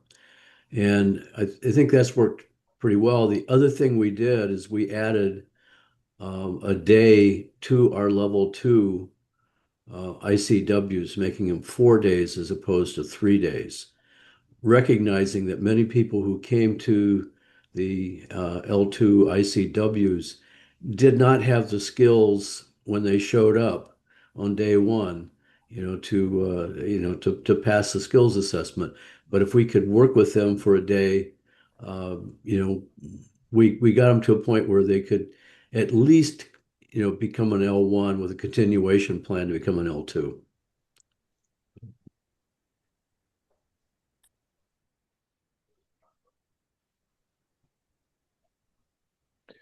Ann. Yeah, I hear what everybody's saying. It sounds like I need to accept the friendly amendment for this to pass. Thank you. Which is always a fun place to be in. I would just prompt everybody that, again, in hindsight, this should have been in play earlier because our instructors need to know where they're operating at, and so do our students. So this skills assessment is a foundational piece, of all. I recognize that rafting is a more complicated space because of it's a different craft. So in any case, I just want to point out to everybody too that in the prereqs for L2, it does say completion of the appropriate skills level course, assessments course, or an equivalent. So again, I think that it's important for us to move to, again, empower our instructors to know how to provide skills assessments and understand how important that piece is for risk management and the progression So I accept Trey, do you have any thoughts on accepting the friendly amendment? I am in favor of that. I think that a friendly amendment for L3, 4, and 5 is no problem. I also appreciate Ryan's creativity with L1 and 2 and the fact that saying, hey, if you already have a prereq skills and you have a skills award, a documented proof of that, then yeah, maybe you show up on day 2. If like John is saying in the coastal world where there's a hybrid where at level 2, the first day is like a skills development, skills assessment day. It's like, well, if you've already done that, you don't need to come to that day. And so you could get a discount on the price and a discount on your time. And I think that that's a great discussion for later. But as far as today's motion of skills assessment requirements, I already do it in my program. I already see the benefit and the value of it. I see stronger candidates coming into my program, less time spent on skills development, more time spent on digging deep into teaching pedagogy, and more time spent on safety and rescue, to be quite honest. If I'm not having to teach you what a bow draw is, I can spend a lot more time doing boat-based rescue. And so I already see the value. I already implemented it into my program. 3, 4, and 5, I'm totally in favor of. The whole reason we did L2 was just to align with the leadership pathway. We're like, if it's in river kayaking on the leadership pathway, if it's in river kayaking on the guide pathway, we feel like the instructors should be great leaders, great guides, and great instructors. And so we were just trying to maintain the same standards that were in these other pathways. But if the committee likes the friendly amendment, I'm in favor of it. Yes, great. So the friendly amendment's been accepted. We don't have a line of hands for comments or questions, so I'm going to go ahead and open up voting on this motion with the accepted friendly amendment. So this is for a skills assessment prerequisite at level 3, 4, and 5 for river kayaking only. So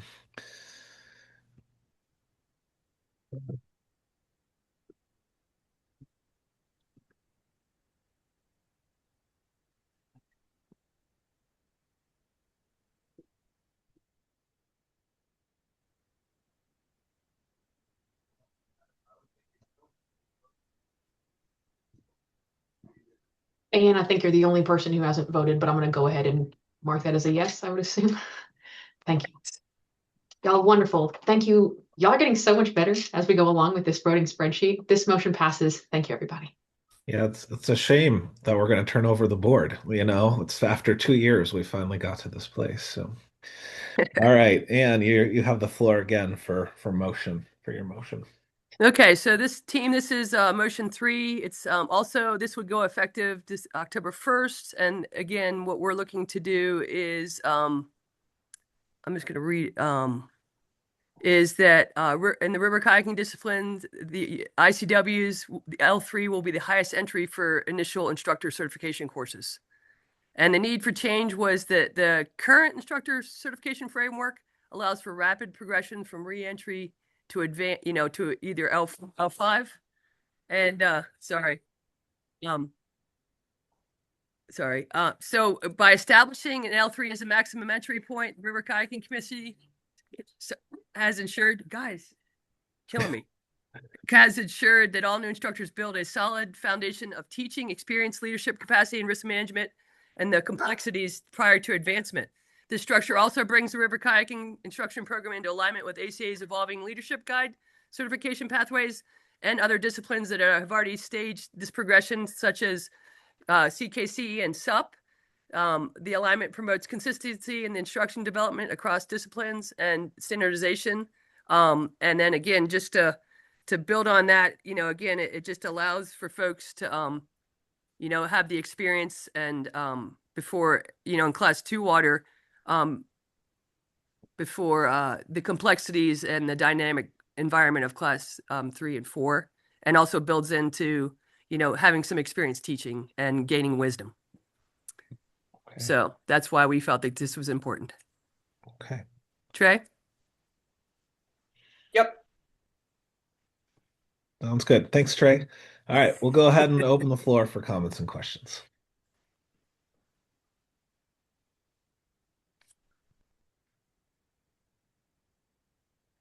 I will say that since Coastal made this move, and it basically reflects what River Kayak is doing.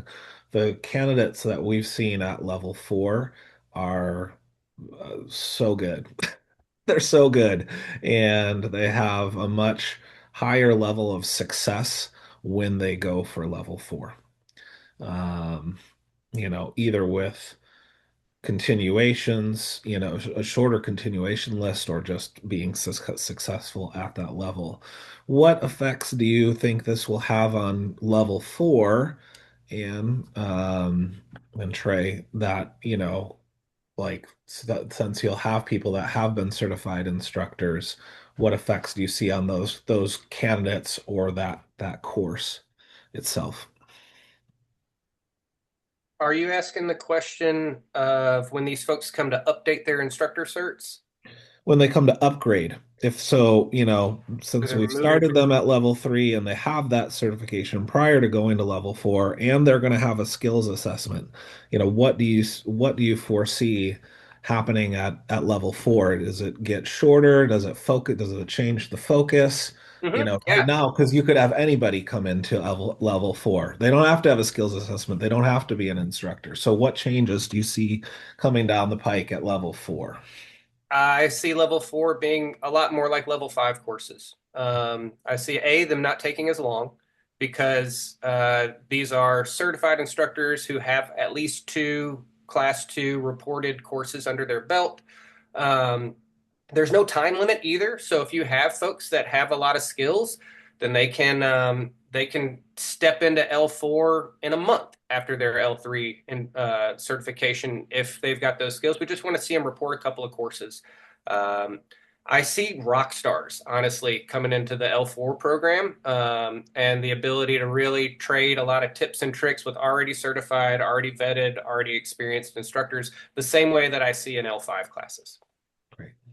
Thanks, Trey. And I would just add, if I can, I'm sorry I didn't raise my hand. Absolutely. It's a 2-day course, 20 hours. It's going to be in a class 3 venue. I mean, again, I'm sorry.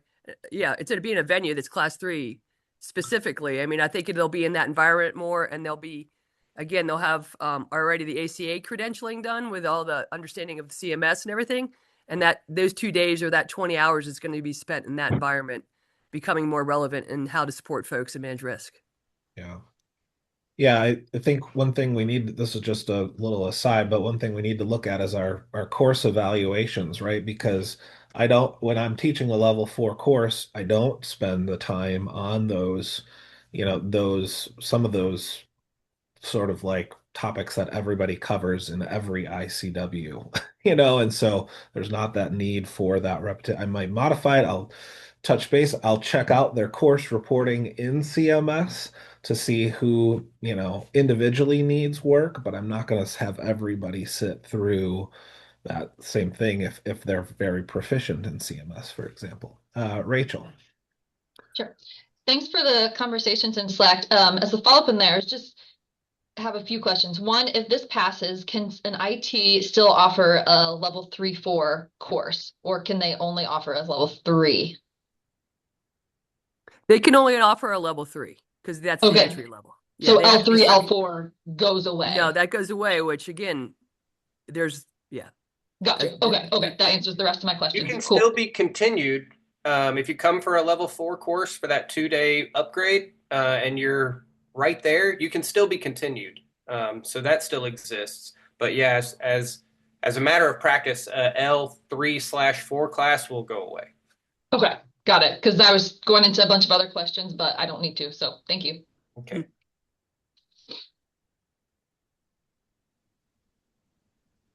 Alan? Yeah, I guess I have an observation and a question. First off, I've seen in the Kayak ICWs that I have been involved with that are L4, we probably spend most of our time on the lesser venues anyway. So just throw that out there. And then my question is, have you discussed, and I'm sorry I didn't bring this up when we were chatting about it before, but I think it's a good question for the full group.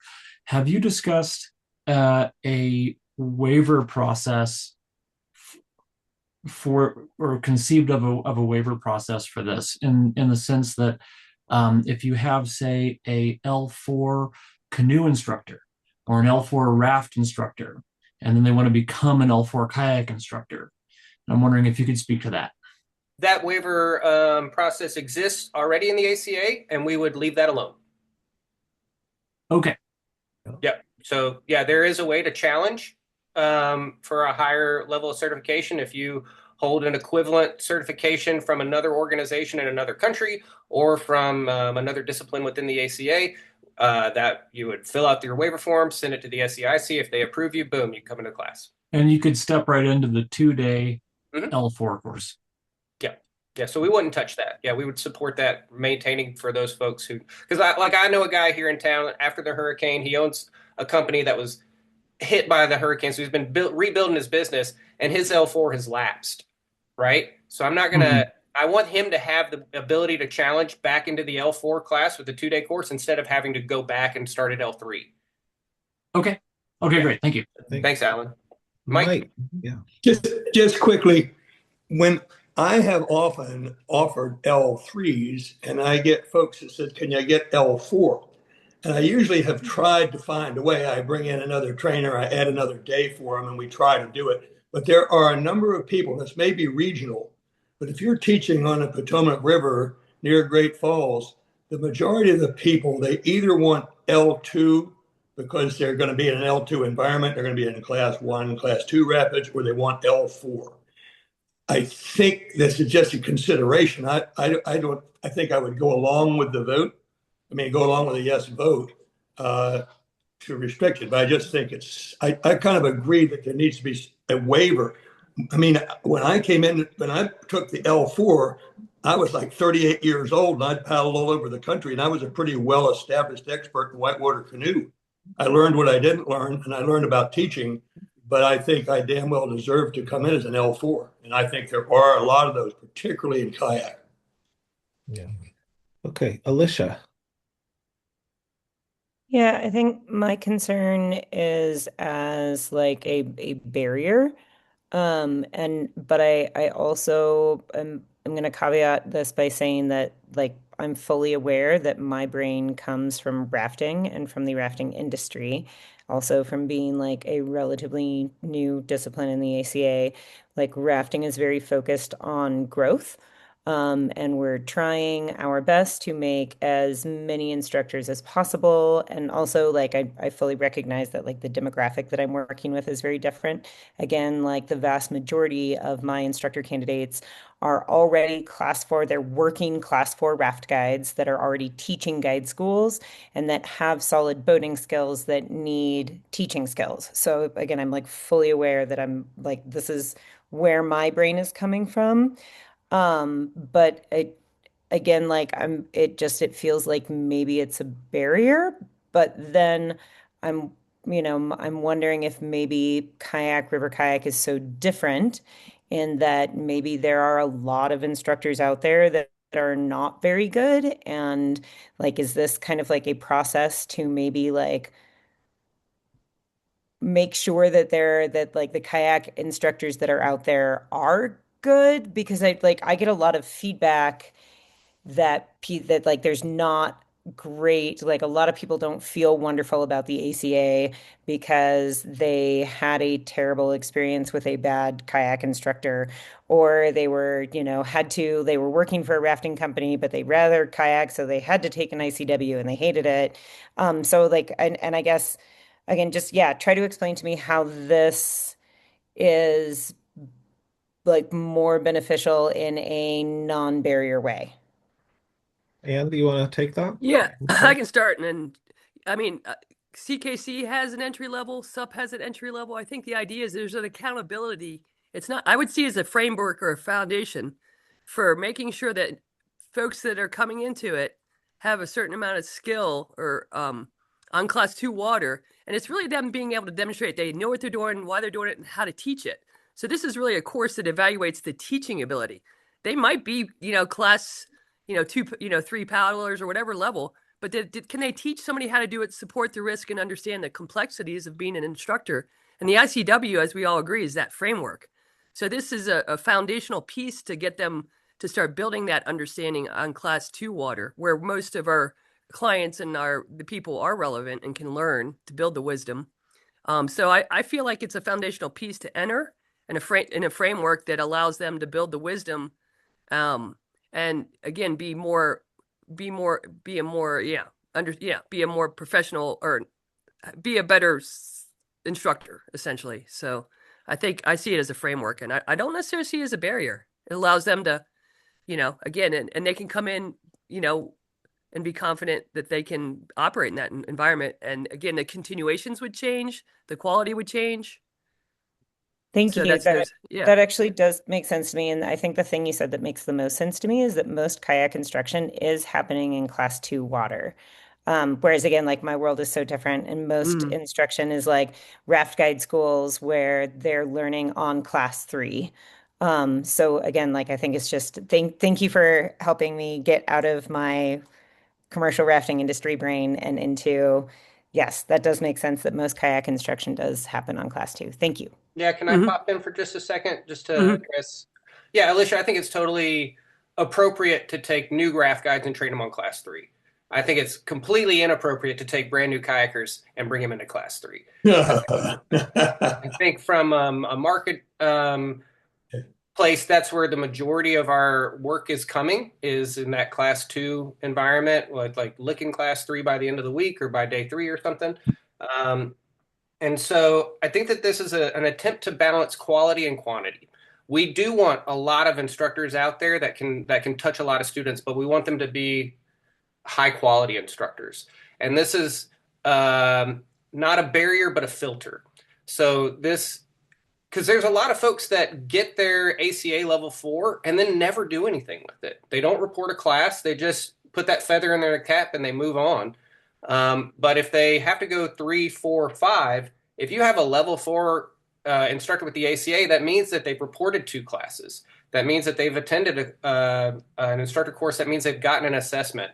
So they're more qualified to give assessments. They're more qualified to teach at the lower level, and they know how to report classes, which means our L4 instructors, you can't come into an L4 class unless you've done those things, which means you have a higher commitment to the ACA in the program. Ben. Yeah, thank you all. I think that in my opinion, I would expect that we will see more level 3 instructors in the river kayak discipline and less level 4. And I think that that's okay. I think that there's this misperception that level 4 is the standard for river kayak instruction at most paddling schools. And I would argue that level 3 should be that focus, because that is where most of the river kayak instruction is happening. And I agree with Trey and Ann that having a level 3 instructor develop that experience and knowledge and mentorship before pursuing level 4 will make them a better level 4 instructor and give them a much higher rate of success for earning that certification in an ICW. And so I think it's awesome. Thank you all. Thanks, Ben. Alan. Yeah, thanks for letting me come in for a second comment here. I'll try to be quick. Tommy Graham and I, he's not able to be on this call today, we were actually on the phone talking about this yesterday. And we kind of wanted to bring up that, while I think I personally agree with everything that's been said here, there are going to be people that this is definitely going to be I'm going to use the word barrier. I know that's not really how we're trying to think of it, but we're thinking specifically folks who operate here kind of in the Intermountain West, where we don't have a lot of Class 2 whitewater that a lot of kayak instructors are on. There is a lot of Class 3.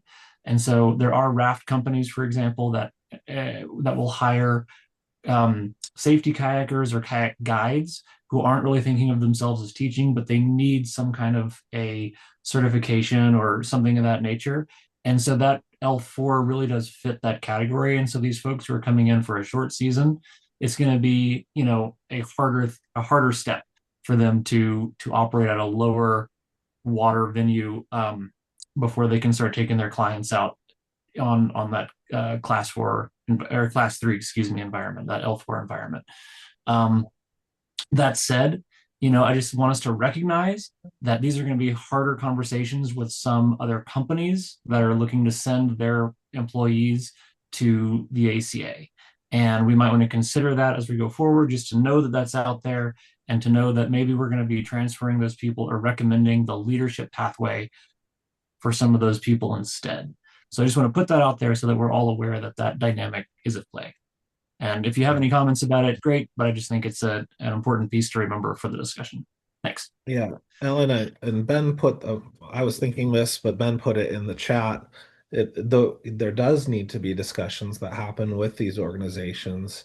And, it is an opportunity for us, the people, the case that you just gave, that those folks would probably be better suited as certified river leaders than instructors. So just a thought. Trey. Yeah, I'd like to present another option, a L4 Swiftwater assessment. For those folks, I think that's something that the ACA could reach out to the Headwaters Association on the Arkansas specifically, since Alicia put in the comment that river requires safety kayakers to have an L4 instructor certification. I can tell you the AHRA that they would probably go for leader pathway, but definitely not Swiftwater. They don't even require Swiftwater for guides. There's no way they would accept a Swiftwater assessment for a safety kayaker. But leadership, and it would just be a process of helping them understand that and change their regulations for the leadership certification as opposed to an instructor cert. I hear you, and I'll be frank. I think that's just an assumption that we're making right now. Without having actually taken it to the HRR. And I think if ACA brings it to them in a professional way and say, hey, we've changed this process to instructor certification, and we'd like to, I know you want to talk, just give me a second to finish. I'm gonna actually wrap up this discussion because we're going on a tangent. I know that is important. Outside of the motion, yeah. I will say, I did put out a call for people who want to be part of this marketing and outreach group for the leader pathway, and that sounds like a great use for it. So we are going to move to the voting spreadsheet. Here we've heard a lot of great perspectives, so thank you for sharing.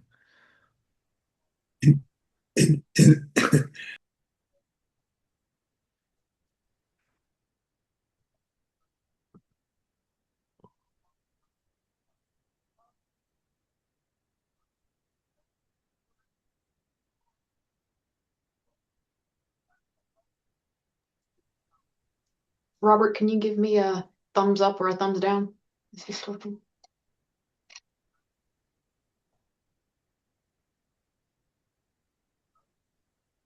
And Alicia, you're the last one. Sorry if you're having trouble with the spreadsheet.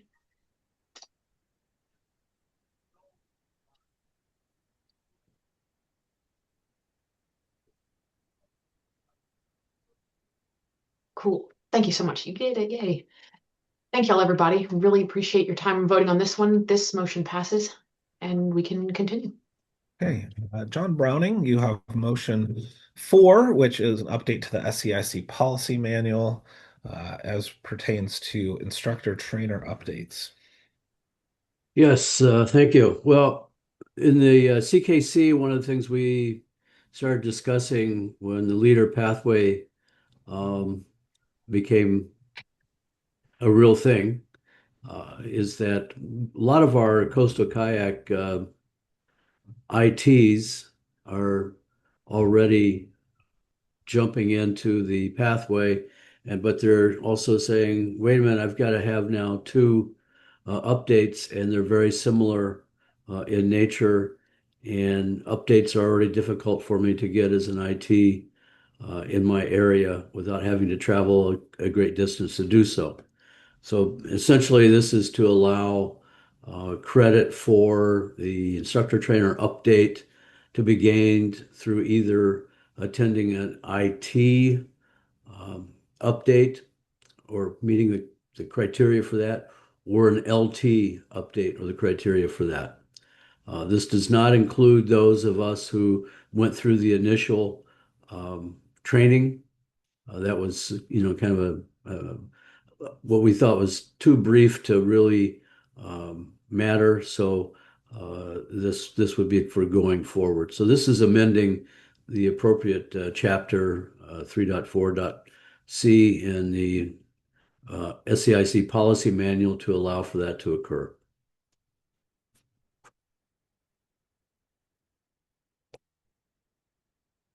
Thank you, John. Appreciate that, and for CKC to bring it forward. I'll take some comments and questions.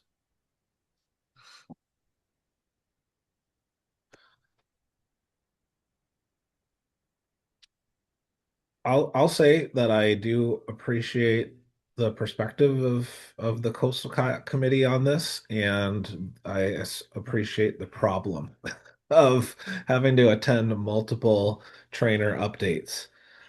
In my opinion, I think it's a bit premature. I think this is something that could be as we're working on, we don't even have leader trainer updates to be example. There's nothing in the policy manual that says leader trainer updates. So we are incorporating the leader track into the SEIC policy manual, and I think this is something that could be incorporated in there, but there's no such thing as a leader trainer update at this point. So I think we need to look at the update process as a whole, as a big picture. And does the current process serve us well? Does it serve our members well? And I think that we need to perhaps incorporate this in as we into the policy manual updates.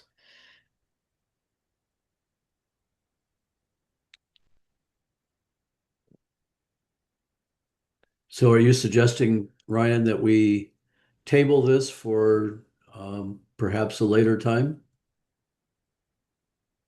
I think so. I think that, it's been submitted, it's been noted, and we're going to put this policy manual updates in front of a future board, probably when's our first meeting? February or March of next year.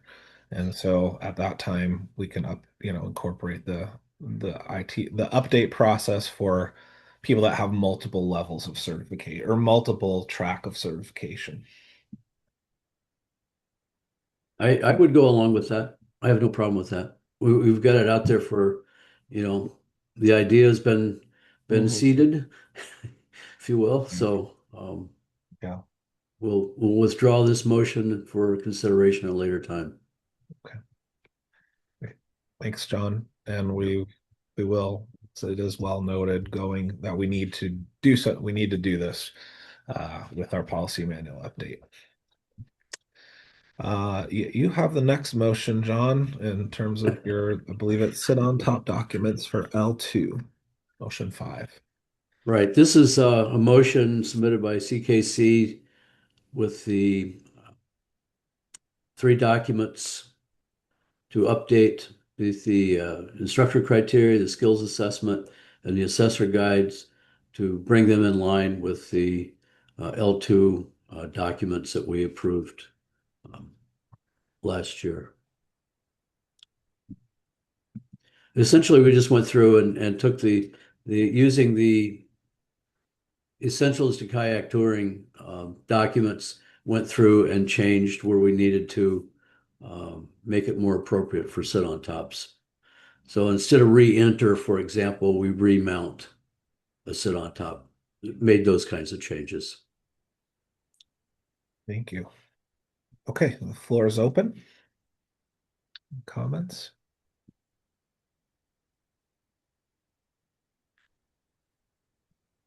Okay, let's go to a vote. Oh, Alan, sorry. I saw your hand come up.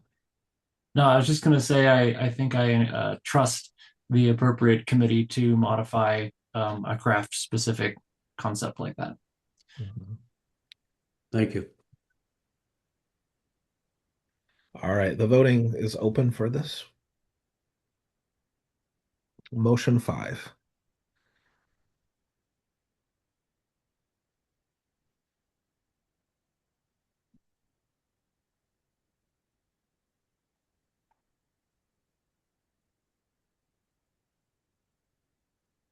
Wonderful. Great. Thanks so much, y'all.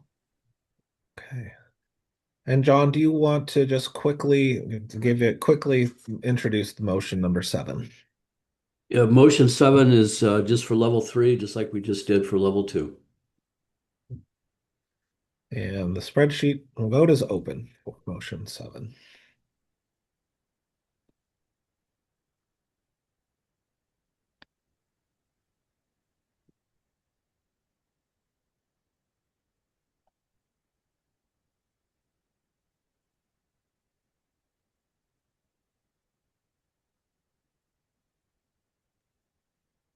Tom, I think and Ryan, 2 of y'all are my last ones. Oh, I thought I did. Hold on.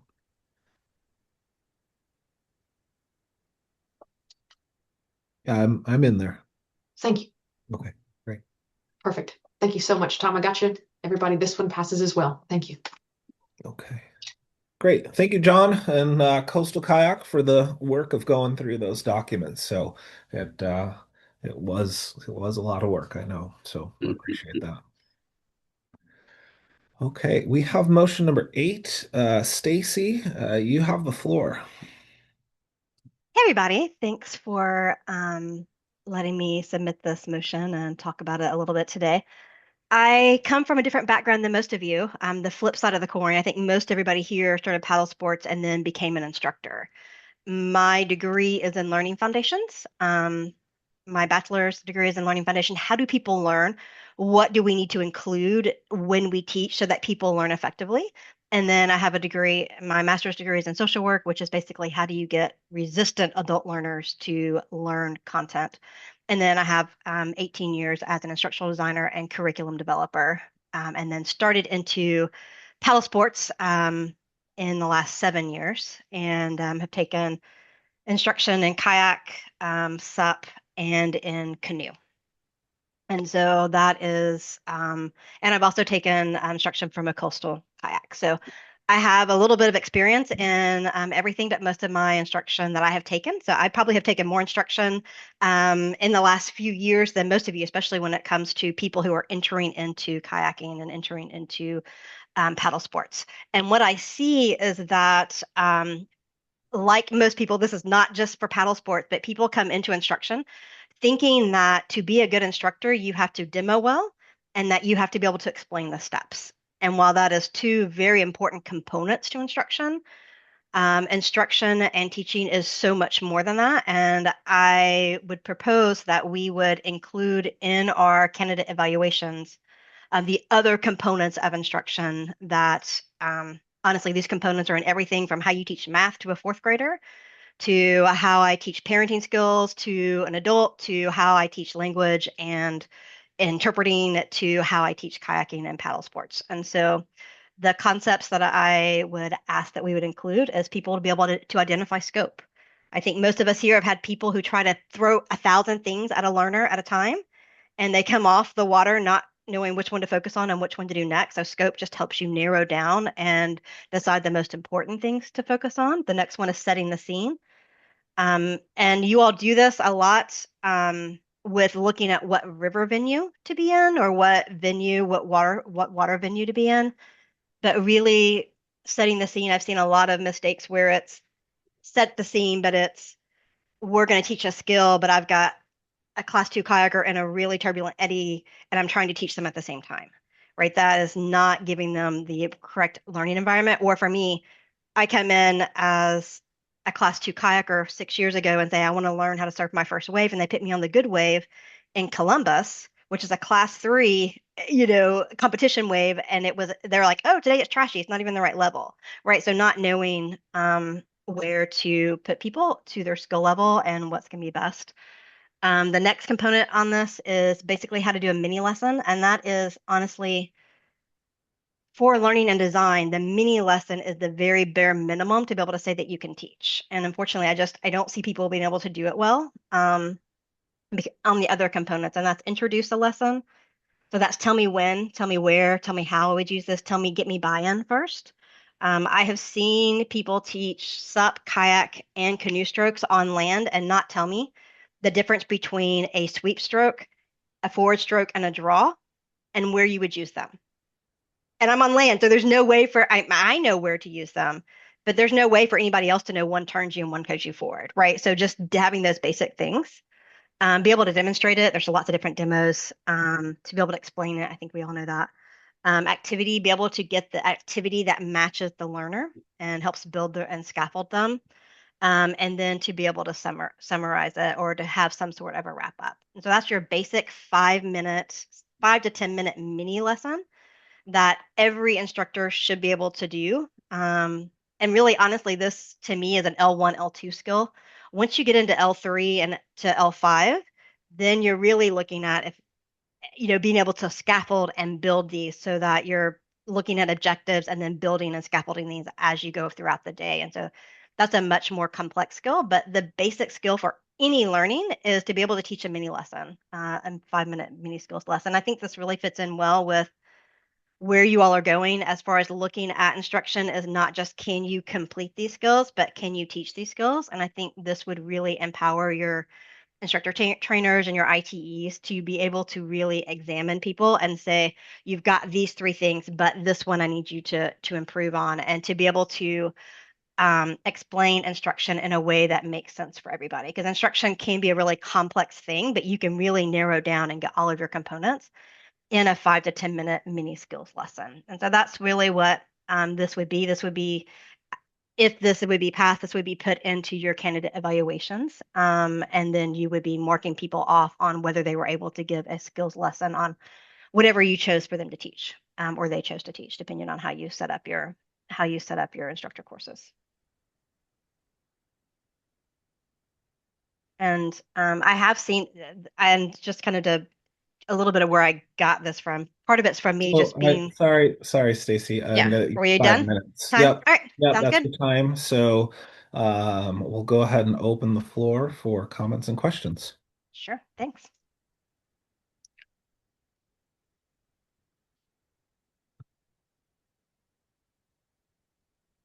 Lance. Yeah, I'm certainly not opposed to more professionalism when it comes to teaching and being an educator, and that's also kind of sort of one of my background areas. I think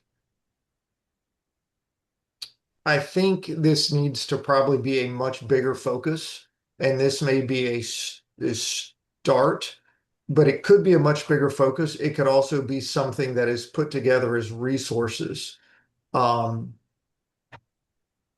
And my concern that people have to go through, my concern, and not to create more bureaucracy, but my concern is that we're going to have this framework and this way to assess, but in a lot of ways, we're going to have ignorant people, and I don't mean that in a mean way, but people are ignorant of this topics and these processes, then trying to assess people on this process. And I think it's needed. I think there's a lot of things we can do to be much more professional. I don't know as a whole if there may be a better way to approach this, is what I'm saying. And I don't know how to articulate that just in this short time, but there's maybe a much better, more impactful way to approach this. And I'd be happy, Stacy, to bounce some ideas off you. I'm certainly not an expert, but I've seen, been around and seen a lot of things. Not as, and be happy if you want to have that conversation. And if not, that's fine too. Sure. Yeah. Yeah. So I think it's needed. I just don't know if this is it. Yeah. Yeah. Sure. Thanks, Lance. Mike. Mike, you're on mute. Stacy, have you looked at the leader guides that have been put out under the leadership programs? We've got both candidate and leader guides, because I think that what you show is a great resource, but the ACA has hesitated many times to impose methodology. And we've got a lot of guys with a lot of time and a lot of experience. And whether Tom Burrows's method of teaching the forward stroke is better than mine would be a discussion that Tom would have. And I might say, Tom, yours is better, but neither one of us would want you to tell us, here's how you do it. So have you looked at the guides? Yeah, I have looked at the leadership. I've taken the leadership training, and a community paddle sports leader. The thing that I think this is different in is this is a structure for teaching a mini lesson. It doesn't tell you how. So this is the structure that you go through. I'm pretty sure both of you, Mike and Robert, would say this is why you would teach. This is when you would do a forward stroke, or this is when you would do this. I'm pretty sure both of you would explain it and have a demo. I'm pretty sure both of you would have the student practice some sort of activity with that, and I'm pretty sure you would wrap it up. So this is just saying, can you do this? Now, what learning, and we could go into all the different learning theories there are, what learning theory you want to put in there is up to you. This is not telling you how to teach. These are just the components that are in every good lesson. Every good lesson, teaching component has these components. Mm-hmm. Yeah, thank you, Stacy. Yeah. Alicia. Yeah, I think I agree with what Lance was saying, and I think that having a bigger structured system would be great. And Mike, I also hear your concerns, and I don't think that it would necessarily impede anybody. Like we talked about at that ITE conference, it's having the freedom within the framework, right? But I think I recognize that I had a really good mentoring ITE and that I did get this framework and that because I don't use this acronym specifically, but I do exactly these things. And this is what I give my instructor trainer candidates, and this is what I give my instructor candidates. And again, I use a different acronym, but it's all the exact same components. And if you had asked me, I would have told you that that is the ACA methodology because again, that's what I got from my mentoring ITE. And that's what I've seen other ITEs and I know that we get siloed. I mostly, so Marcel Beeg was my raft ITE. I've worked with Kent Ford. Obviously, I work with Alan, I work with Tommy Graham, but all of the ITs and ITEs that I work with do have this basic structure and methodology, but I'm gathering that not all of them do. So I think that's where having a larger structure in place for ITs and ITEs is a benefit. And I don't think we necessarily need to stick with one specific acronym. Here's a couple ideas of various acronyms that all give the same concept. But I think, Lance is right. We do need this, but it might be a bigger project than just this, if that makes sense. Thanks, Alicia. Ben. Yeah, thanks, Ryan. I do think there was a proposed rollout of an IT and ITE development program that really tackled the complexities of learning theory and how that integrates into instructor workshops in the hopes of creating more consistency. That didn't get moved forward, but I do think that the strategy, I would agree, Stacy, that there is a need. I think that a strategy in addressing that need is to start with instructor trainers and instructor trainer educators because that's what trickles down. And I just think that it's going to require some significant planning to be able to integrate that and roll it out in a way that's receivable for folks that are already in the system, and then that's able to be utilized and consistent. But I agree that there's a need, Stacy, and I thank you for bringing it up. I just think it's going to be a bigger project to kind of take on right now. Thank you. Yeah. I would say that I agree. I appreciate you bringing this forward. I know many ITs and ITEs that, teach this framework. I think that with some of the moves that are happening, that with river kayak, coastal kayak, SUP, when we do in coastal kayak, where I'm an ITE, where level 2 and level 3 are foundational and entry points for instructors, a model like this and framework like this for first time instructors works really well. And then at level 4 and level 5, it's not just about can you paddle in harder water, right? We get into more advanced sort of frameworks, coaching tools, everything like that. So that happens at level 4 and 5, and we have a lot of things coming together. We also have LMS coming online, and one of the things that we as a group earlier this spring when we said what are 4 modules that we'd like to start with as an SEIC board. One of them was a foundational teaching and learning module. Okay, and that this is something that could be incorporated in that.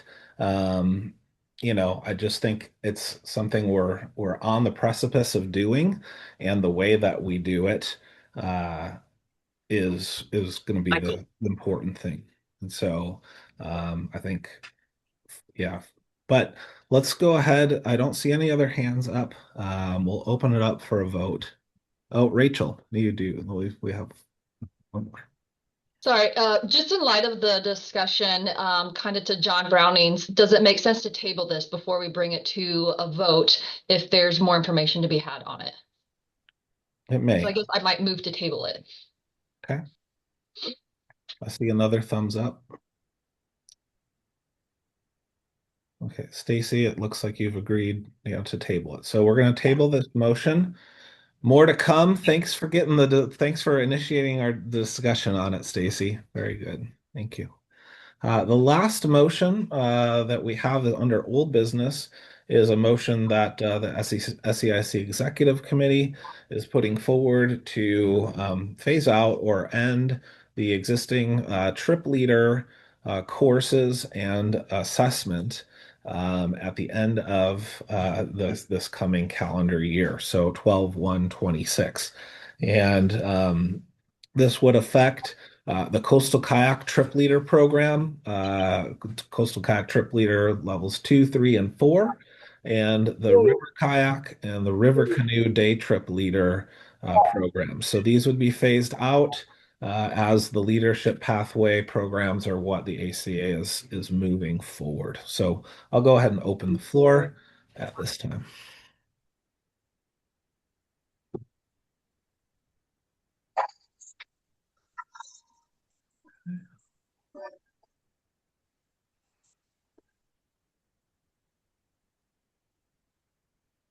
Okay. Well, let's go ahead to the voting spreadsheet.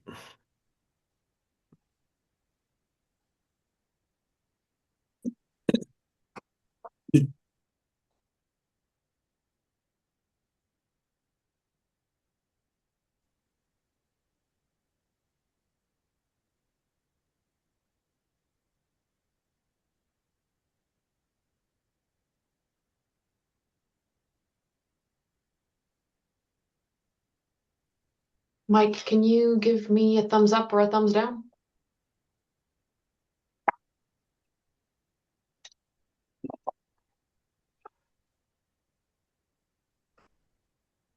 Yay, perfect. Thank you, everybody. This motion passes. Appreciate your time. Great.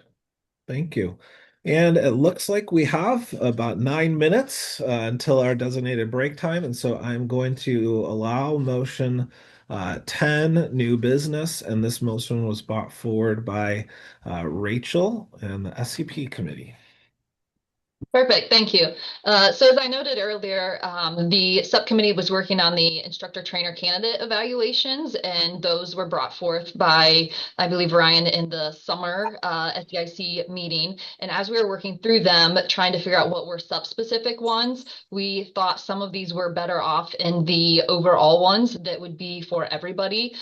Specifically, that is information about a continuation plan wasn't on the ITC, and we thought all instructors should have more knowledge of doing that. We had some people who were acknowledging that maybe we don't do the best job of making sure the continuation plans are part of it. So we added that. And then we also thought group management strategies and environmental conditions, while we talk about that all the time, wasn't necessarily in there. So if you click it open, basically the motion is to just add 2 sentences to each of those, not adding another line item, but just adding specific information in the evaluation. So specifically, the motion is to update the instructor trainer candidate evaluations so that it would say 3G change to conducts effective feedback sessions, incorporates check-in opportunities with candidates, and delivers effective exit interviews.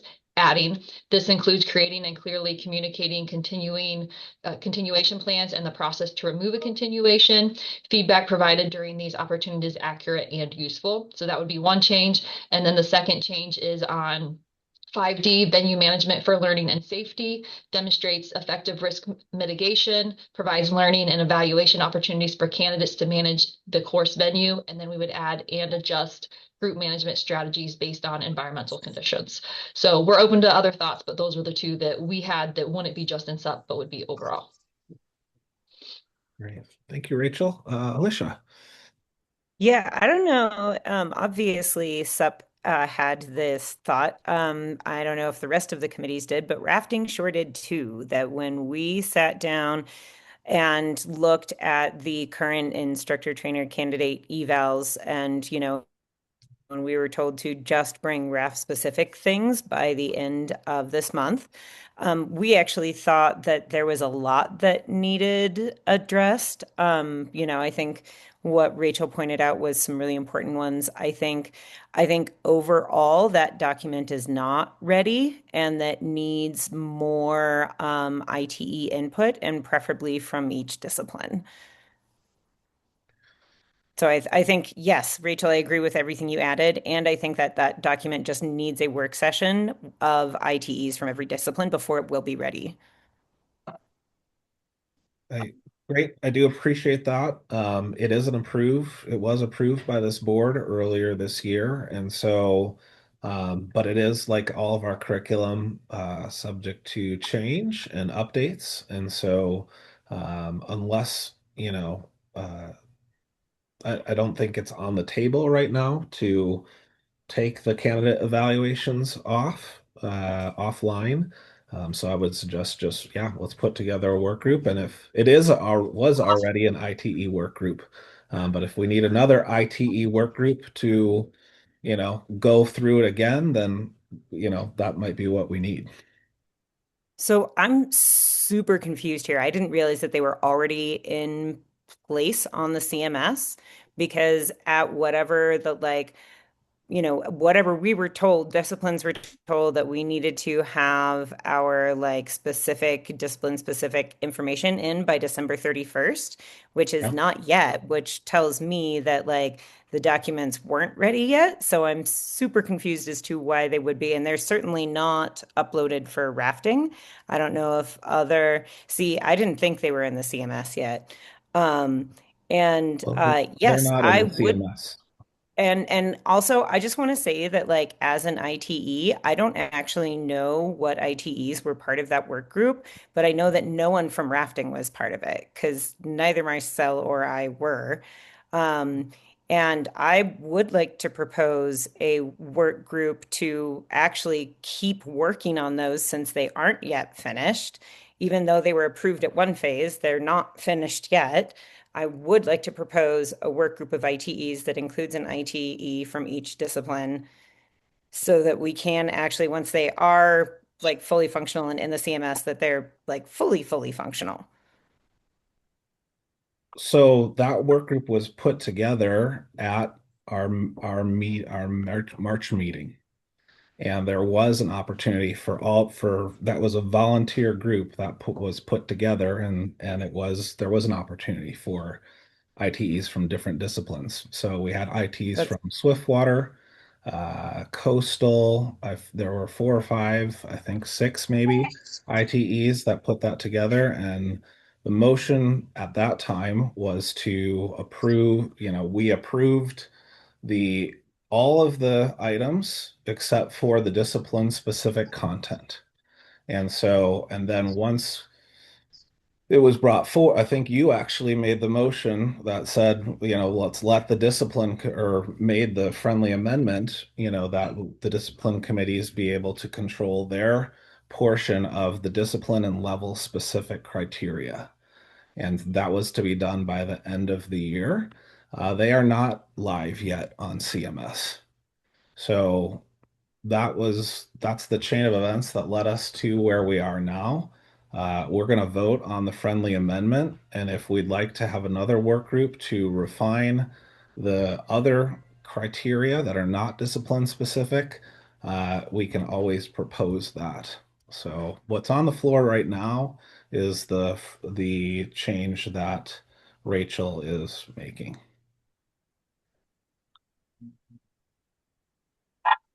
Rachel, would you do me a favor and say that friendly amendment so I can write it down more clearly, please? I think he's just referring to the friendly amendment as the motion in the Yeah. proposal. Nothing changed on this one. Oh, I'm sorry. I misspoke. misunderstood. It's not, it's not a friendly amendment. It's just motion 10 and the changes that are being brought forward. Got you. Thank you. Sorry, I misunderstood that.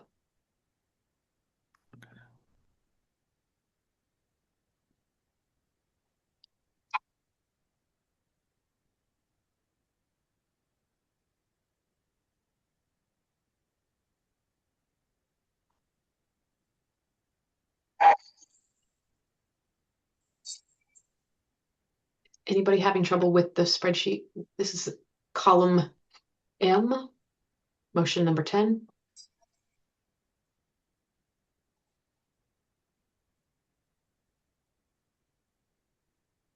Jeff and Tom, y'all are the last two I've got. Thank you, Jeff. I see you.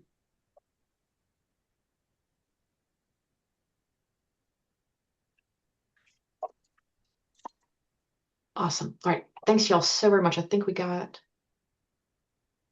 everybody. Perfect. Thank you so very much, everybody. This motion passes as well.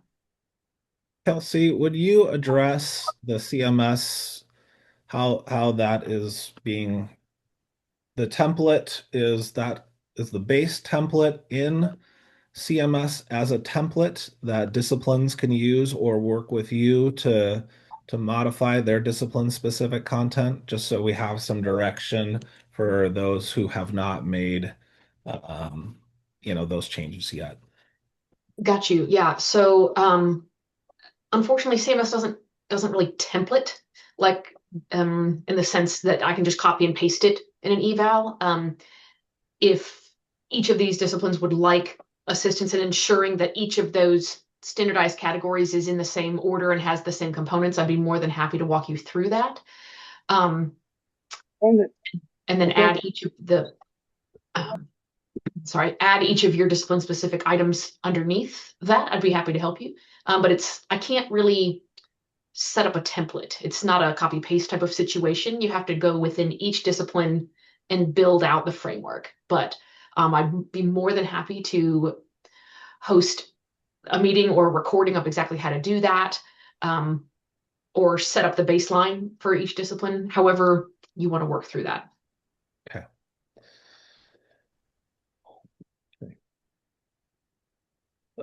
Rachel.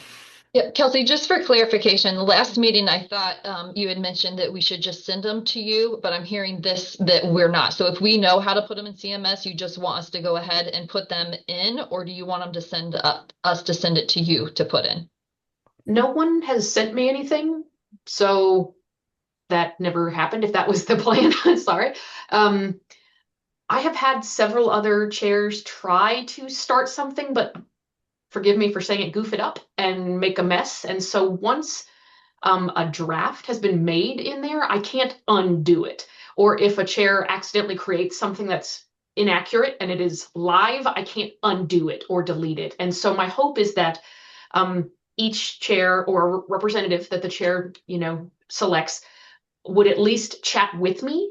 If you want to build it yourself, great. I'd be happy to help you do that. Or if you want me to do it and we do it hand in hand, that's fine too. But just realizing if you make a draft and then set it as live, it will be live and I can't undo it. And so I don't want anything to get out there that isn't 100% done or consistent with the way that this group has voted to make them. Perfect. That makes sense. Thank you. Yeah, unfortunately with CMS, once it's in there, it's sort of in there forever. The way it is, and it just needs to be made, the most active or up-to-date version. So, everything is the same across discipline except for that last category. So that's really what needs to go to Kelsey as the discipline and level specific content. Yeah, Alicia. And again, like when Rafting sat down to go through it, like really we found that there was more overall stuff than just discipline specific stuff.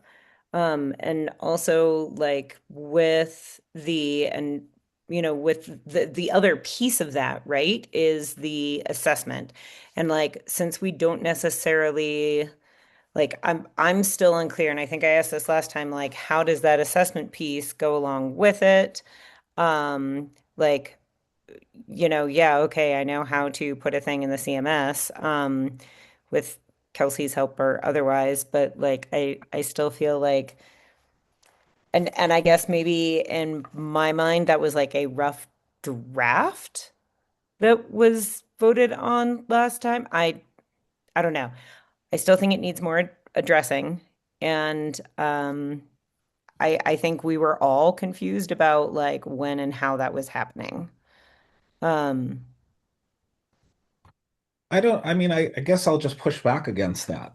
There was a work group that was created by this committee, and that work group, when it created several drafts along the way, and John, I don't know if you can correct me if I'm wrong, but those drafts were sent out to all the ITEs, I believe, for feedback throughout that process.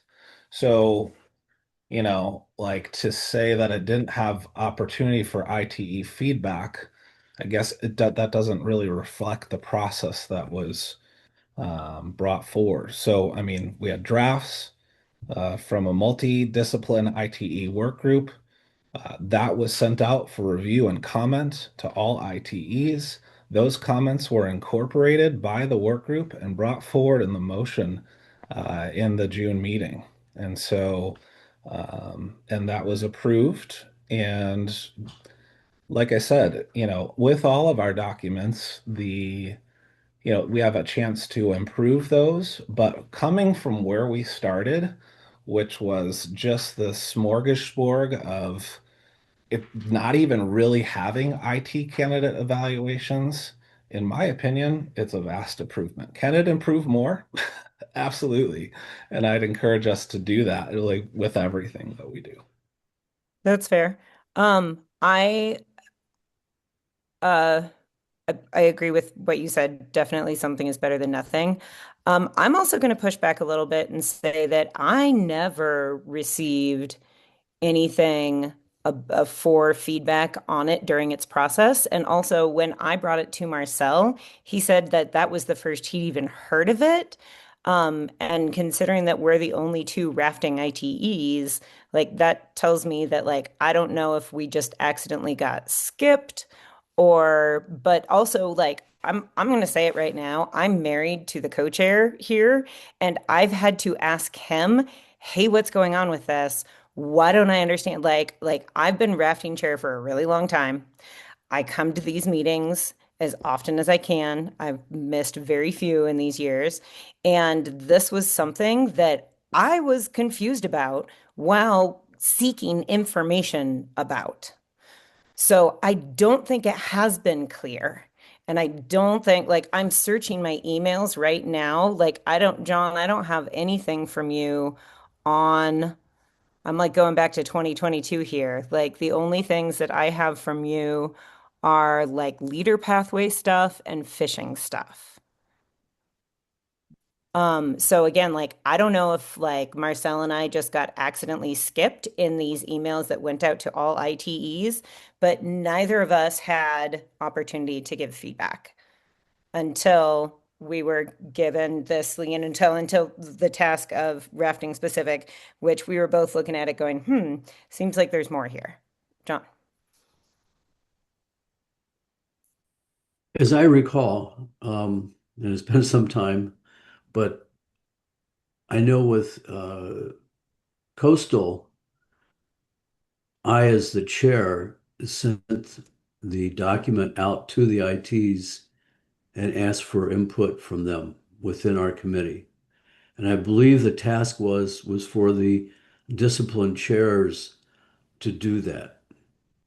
Now, perhaps it wasn't clear, but that's what I understood it to be, and that's what I did.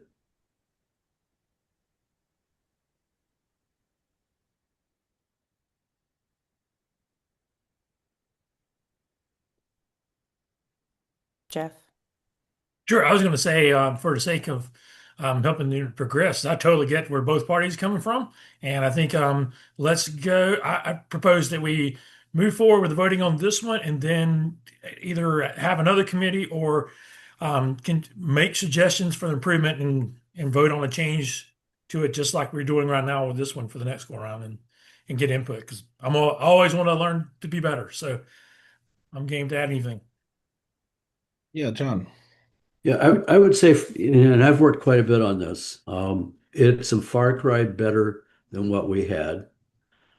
And I appreciate that, the discipline committees now have, I think it's section 7, if I'm not mistaken, that the first 6 are kind of set by the IT or by the SEIC. And we did approve those. We've now approved the amendment to a couple of those. And, the disciplines need to come up with their discipline specific and level specific as appropriate by the end of this month. And that's all, that's what I've understood all along, and that's what I've been working toward. Yeah. Rachel, did you have your hand up? Yeah. I just wanted to throw out as part of kind of this discussion that I think the first time, I'm not an IT, I'm a IT, not an ITE. So the first time I saw this was at the meeting that we had in the summer. And I think that's the part where sometimes we all get very rushed and we don't discuss things in Slack. But I think the time to discuss it and have conversations with our committee was when we saw the proposal come through in Slack. And so maybe just self-reflecting as well is making sure that we look at these things ahead of, right before the meeting, so that if we need to take it back to our group beforehand. So I think it's good that we have the deadline of when motions can be submitted as part of it. And that was the time for us to be able to maybe pass it on to our groups, because after, my understanding is when we have a yes vote there, that's when it passes and it's moving forward. And if we want to change it, it's through a motion like we submitted. So sorry, there's kind of heartbreak in that area, but the motions, that's kind of how it's set up, This might also be learning curve for us to not put big motions in the middle of summer when we're all crazy busy. Noted. Well, let's go ahead and take our lunch break, and we're a little bit past that, but we will go ahead and come back. And we had 2 breakout sessions planned for the afternoon. They are kind of similar, so we may just combine them into one breakout session. But yeah, let's go ahead and take that lunch, and we'll see you at 2 o'clock.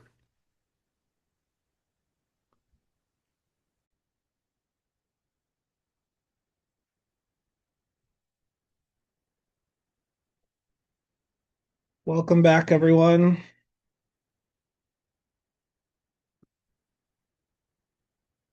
We had a good break. As I mentioned, we after the break, we were going to work on some 2 breakout sessions, but as I thought about it, they're pretty similar in nature, and so I think we could probably just combine them into a one breakout session.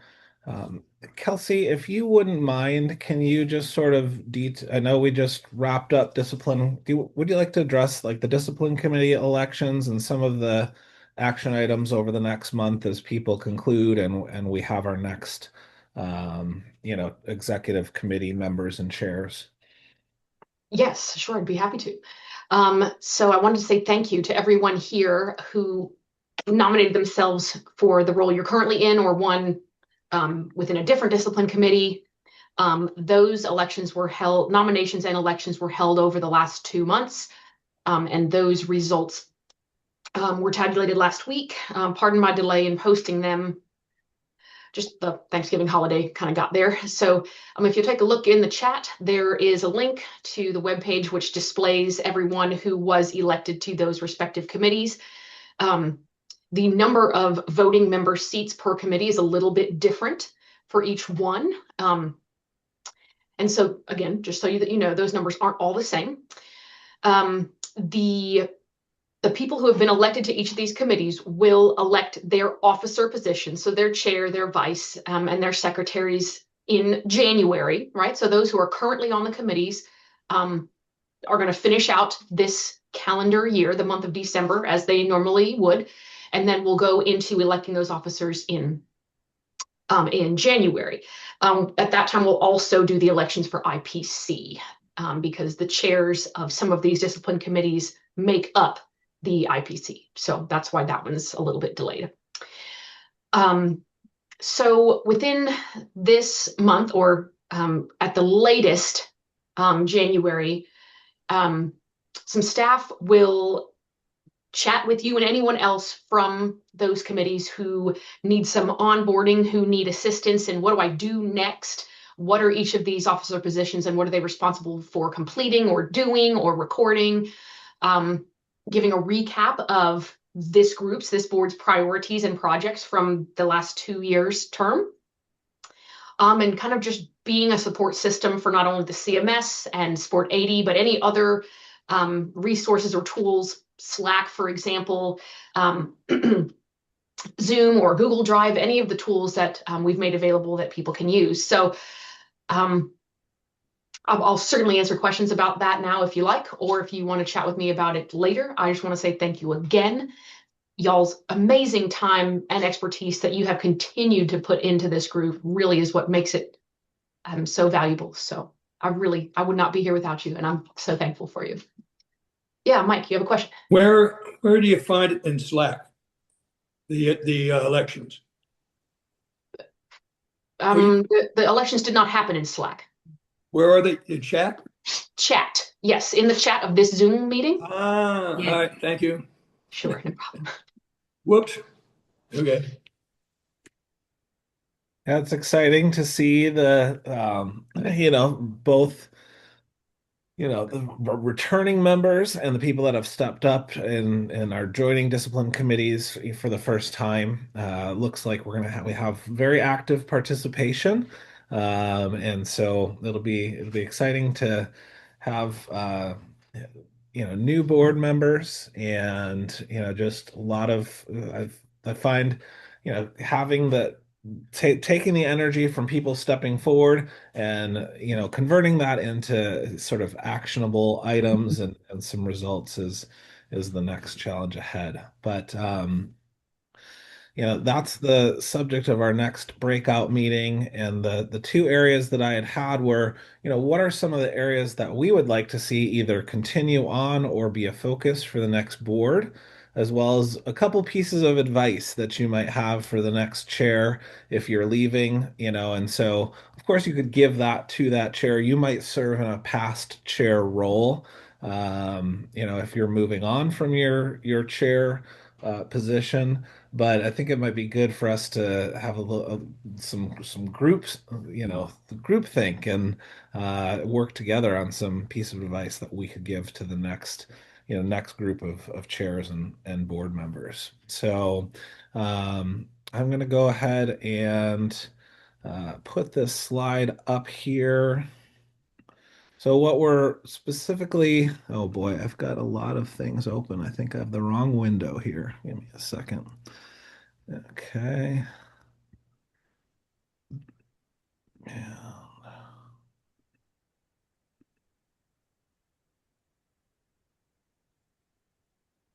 So specifically what we're looking for, too many windows. There we go. Areas of focus for here we go. Areas of focus for the board in the next term and advice for the next chair. So we'll move into breakout rooms. If you can elect a moderator who will report on your group's discussion when we come back together as a group, that would be great. We're looking for 3 to 4 areas that we'd like to see of focus for the next term, and a couple pieces of advice. So it would be great to have those. The sessions that we had in March were very fruitful. We had a lot of good notes from those, and they're turning into. I think I want to appreciate that both Beth and Suzanne, who are on this call, they're turning into action items and things that we are actually doing, in 2025 and 2026. So this type of discussion was important, and I'm looking forward to having another important discussion. So, let's see, breakout rooms. If somebody may want to screenshot this, because I think when you get into breakout rooms, or I'll post it in the chat for the breakout rooms, because you won't be able to see the main meeting once you're in the rooms. So, Ryan, you are not showing the slide that you wanted people to screenshot. Okay, I'll put it in the chat. Okay. Just because About how many groups would you like? Let's do 3 groups. And you Or can four groups. Yeah. You can broadcast your screen too. Okay. I'll try You can that. share your screen there, but if not, Great. you can send a message as well. Okay. All right.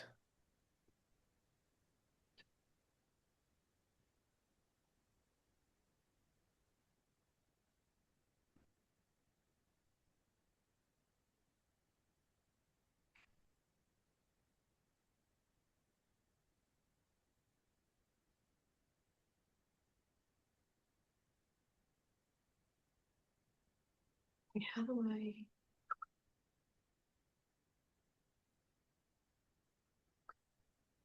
So Ryan, you are not, if you are in a room, you aren't able to broadcast your screen to them. So Okay.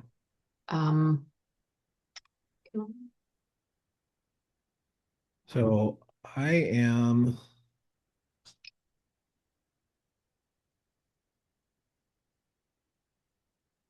I need to share my screen, I would assume.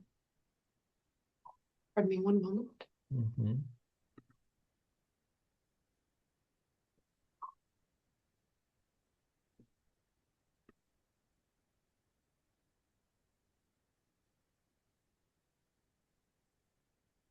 Forgive me, Ryan, I'm not intimately familiar with how to broadcast this to everyone. Okay, I've got it. I think from the breakout room screen, I'm going to be able to broadcast the message. Oh, broadcast a message. Right, so maybe copy and paste the text here. Okay. I'm gonna pause the recording here. Discussions.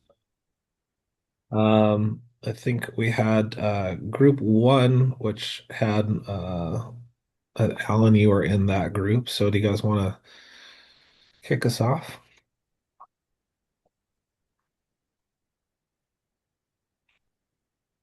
You're muted, Alan.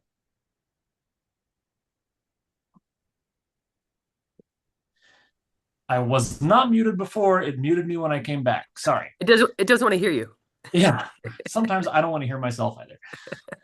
But no, so we had a really good conversation. And I just kind of jotted down some bullet points and notes on a couple of different points, a few different points as we were going. So I'll just read through that list and then we can have a discussion, I suppose. So I have for the oncoming SEIC, what we would like them to kind of focus on and keep in mind. I have defining roles and responsibilities. So to help them bring those new people on. The idea of commitment in terms of the time that being on a board like this takes, and planning for that commitment. Then we kind of got into some nuts and bolts, and so I've got LMS working group to focus on and move the e-learning issue forward effectively. I think if we have folks who are really dedicated and focused on that, that seemed like something we were all in agreement was a good way to push that forward. We talked about a committee or standing group for the leader pathway. That would be including meshing leadership and instructor concerns, so there's not too much overlap, as we had discussed previous in our meeting. And that would be a group to, basically understand that. That would be a group of people who would understand that very well. And so anyone who is new, who is coming in, who had questions, could go to that group and really deal with those people directly. And that was a group of people who could spearhead and drive any of the the future rollout or implementations that might still be ongoing. Then we talked about a focus on cross-discipline consistency. And so using, the coming in as a new instructor at L3, for example, seeing how that can be cleaned up for consistency as you move forward where it's appropriate. And then lastly, I have SEI resources working document, and I'm thinking of that as similar to what we on the XCOM have as an action item spreadsheet, where everyone who is an SEIC general member would be able to see and chime in and add notes. And so these different folks who are working on things could put all this information in front of the rest of the group. So everyone would know where various projects stood and if they're even being worked on at the moment. Okay, that's kind of what we have. If anyone else from my group wants to chime in, those are my notes.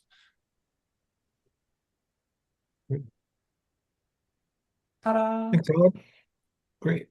Group 2. Let's see. I know Stacy was in that group. Lance and I get to be the talker for group 2.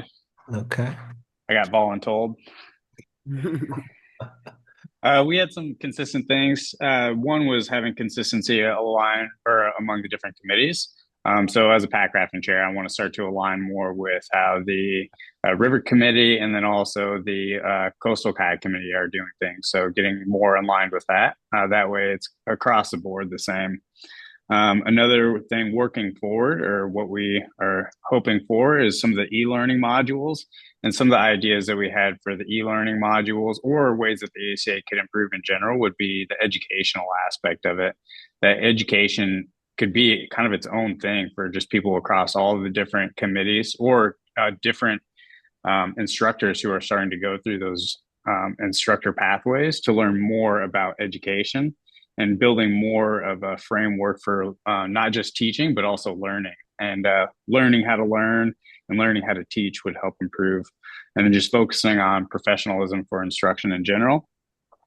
And then another thing that we brought up too is marketing and business training, because with a lot of people that are coming in to be instructors, it can be kind of daunting to have some of those things. So having more resources for people to know about marketing or for business would be a great resource, because a lot of people will get their teaching credentials and then not know how to utilize those teaching credentials. So providing more resources for those new instructors to continue on that pathway to be able to provide more classes for other people. And then for as far as the discipline committees for different information for the new chairs, be a squeaky wheel. So continue asking a lot of questions to the SEIC board, and then also read all the different emails coming in. So every time we get an email from Kelsey, make sure to read it top to bottom, and then continue to check the different emails too. So all the SEIC emails that come in, and then continue to ask questions about those specific things. So that way things don't get missed. And then simplifying things. So making things more accessible. So for the Coastal Kayak Committee, they have a lot of really good information, but finding ways that we can simplify it so that instructors or instructor trainers, they have that information and they know how to utilize that, and making it more accessible to other people. And then follow procedures, trust and verify. So don't just take advice, make sure you're following procedures. That was another big one that we had.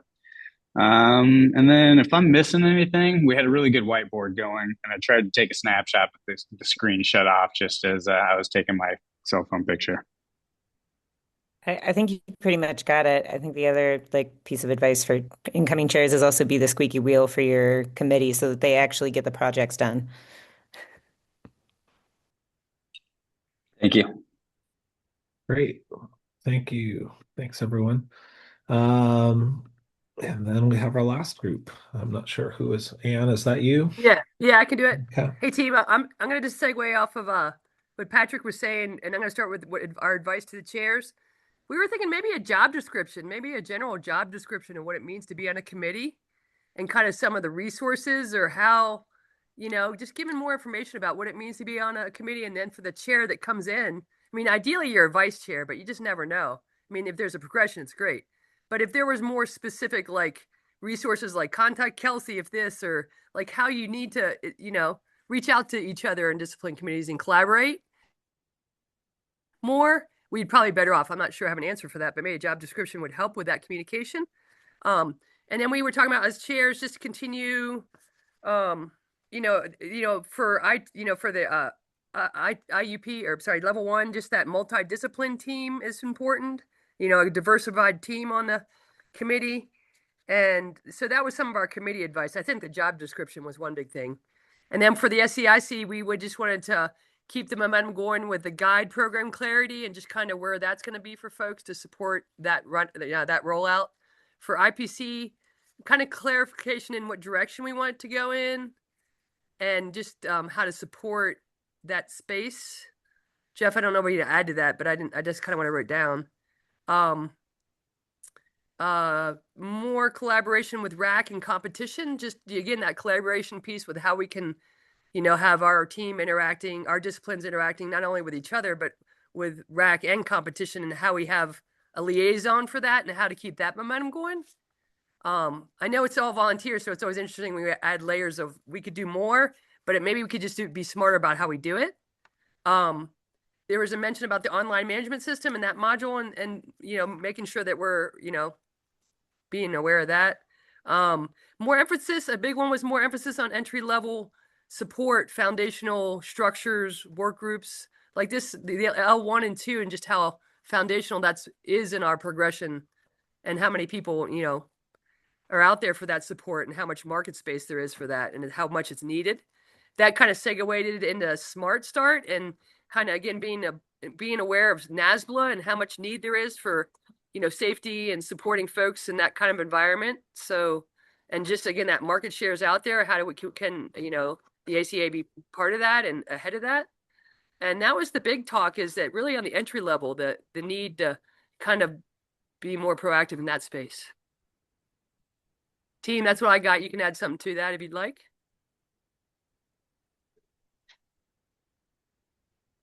I got.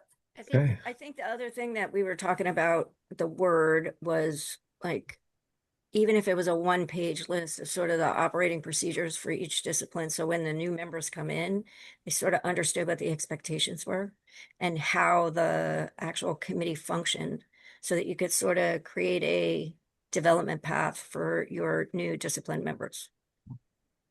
That was the other thing we recommended. Mm-hmm.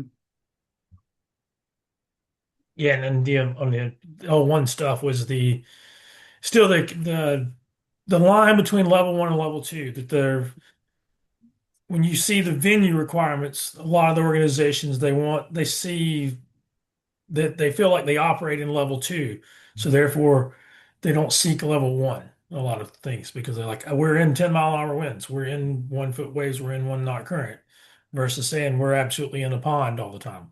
And most people feel like, no, we're not in a pond, we're in the higher venue, so therefore we need to seek level 2 more than level 1.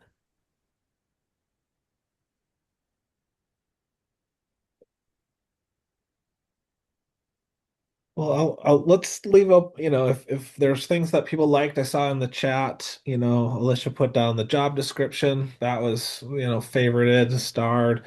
I'll just leave the discussion open for another couple minutes, and then we'll wrap up and talk about the meetings for next year if you're continuing on the board. Hey, John, yeah, go ahead. I think it's also important to look within ourselves, within the committee, for resources if you need help, for example, with working your way through the instructor trainer candidate evaluations. Reach out to somebody. Too often we just say contact Kelsey, and Kelsey's only one person, and she's got a whole desk full of stuff to do. She's 2 people, okay, but I think there's a lot of resources that we have within the committee that we can help each other out a lot. Alicia. Yeah, just one of the other things that like we talked about a lot in our group that I think was mentioned, but that I think we could actually maybe move forward with something right now is so Stacy's motion that was tabled today, we were thinking like could actually turn into a work group that ends up coming up with that like concept of like just like baseline educational structure. We were dreaming big and thinking about, like maybe future structures of that you take just an education course before you then do the paddle ICE portion, that the IDW would be just teaching and not discipline specific, and that the ICE would be then paddle, discipline specific. But I think, we should probably start, and especially since that was a table that was motioned today and that everybody agreed is something that we do need, maybe do we want to go ahead and like put together a work group that starts working on what Stacy brought forward? Yeah, I mean, my plan is to put together work groups, but it will also be, you know, we can carry forward those work groups. Not everybody's continuing, right? And so we'll have new chairs and new board members, and they'll need to have agency in what they want to take on.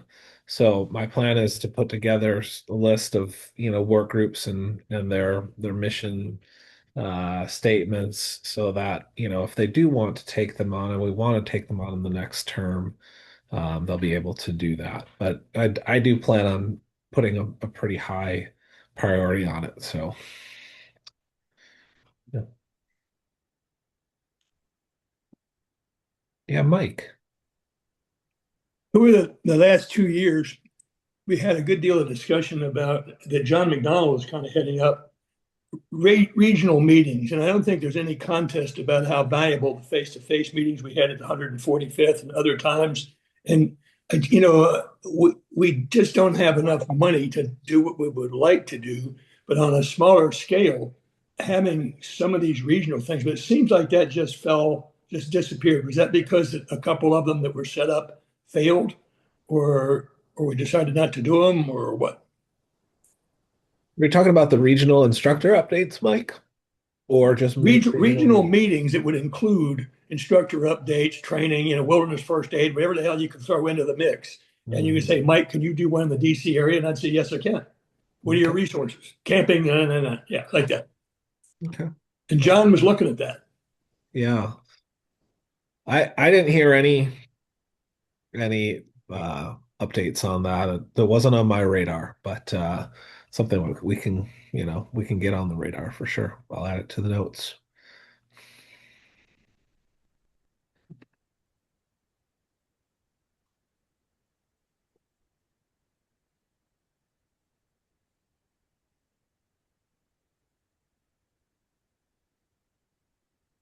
Okay. Great. Let's see here. Okay. So next, there's a sort of proposed dates for upcoming meetings for next year. And I'm going to put those in the chat here. If they cause anybody heartburn, go ahead and just reach out. We'll meet as an executive committee and finalize these meeting dates, but I think they're pretty good. They're based off the same sort of schedule and type of days that we did this past year, and I felt we had really good participation. So I appreciate your time, not just today for a 5-hour meeting, but in your time commitments that you've made for 2 years or 6 years or 9 years, Alicia, for chairing that committee. So, appreciate that. Yeah, round of applause for emoji or real. So we'll go around, and no, I'm not a dance moves guy, so some of you are disappointed, but if you want to give a dance moves or just a couple word statement on how the meeting went for you today or how you're feeling leaving the meeting, let's go ahead and do that, and then we'll make a motion to adjourn. All right, Kelsey, you're on top screen there. Wow. Okay. I thought it's amazing that this meeting is ending earlier than it was scheduled. That hardly ever happens. I do think that the discussion has been helpful and useful, has been fun and not too mind-numbingly dull as it has been in years past, but certainly not with this group. I've actually enjoyed taking the meeting minutes. I feel like I've got a better handle on the next steps for me, and how to help everyone else who is still going to be on this group in the coming year. I also did have a lot more work to do, so I still have a lot on my mind. That's all. Did you use Otter?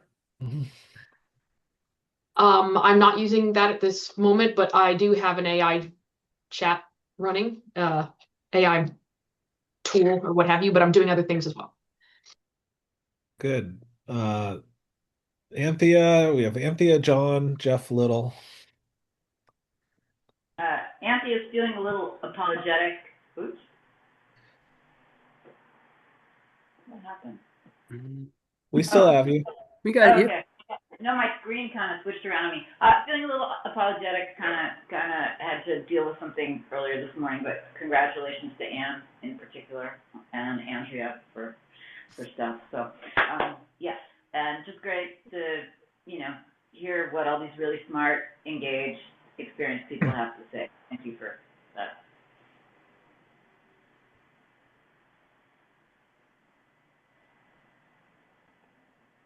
Don Browning, you're up. Okay, I'm up.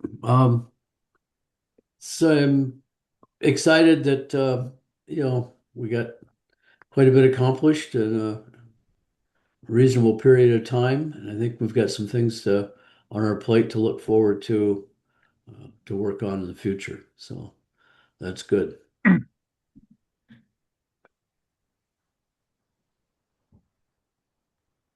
Jeff?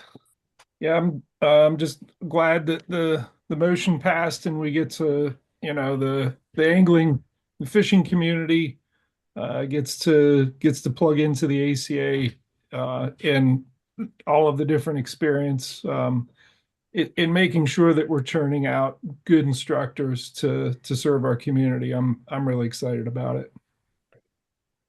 Thanks, Jeff. Thanks for being here. Yep. I've got Ashley and then Mike and Alan.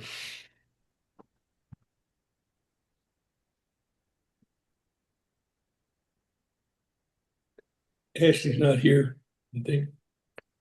Well, Ashley's here. Muted. You're on mute, Ashley.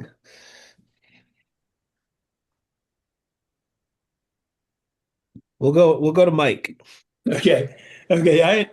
I enjoyed the meeting. I think there was a lot of really nice, healthy, open-minded discussion. And it was also made it really clear to me how valuable it is that we have the opportunity to explain.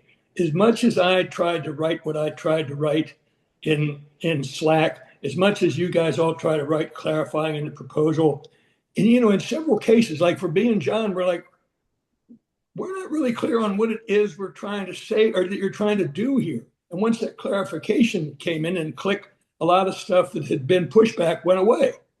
I'm saying that specifically in the fishing, because I'm thinking they're trying to change everybody into a whole brand new discipline. All these guys have become instructor trainers. That wasn't the case.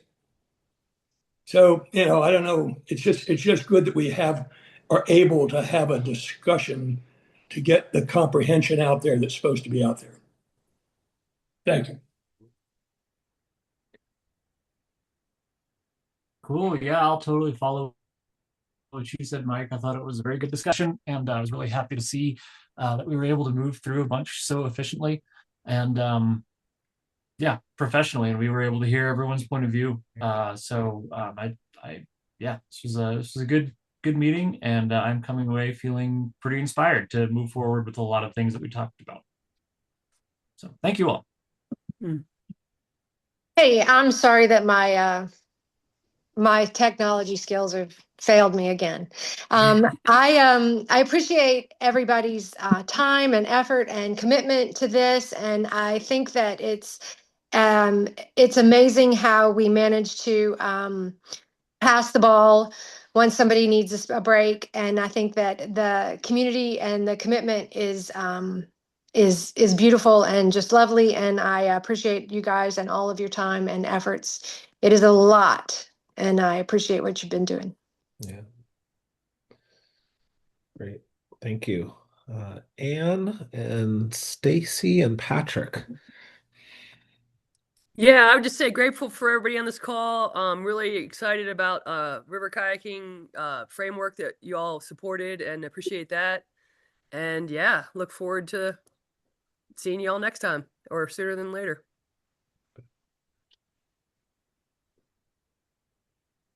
Everybody, thank you for the connection in this meeting and for the collaboration. I appreciate all of your viewpoints and just learning from all of you, which is pretty amazing to do. So look forward to seeing where this next board takes us and what happens next.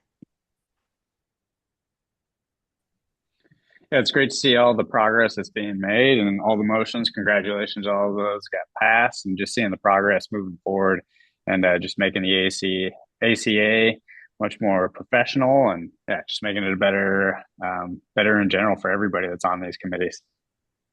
Great, thank you.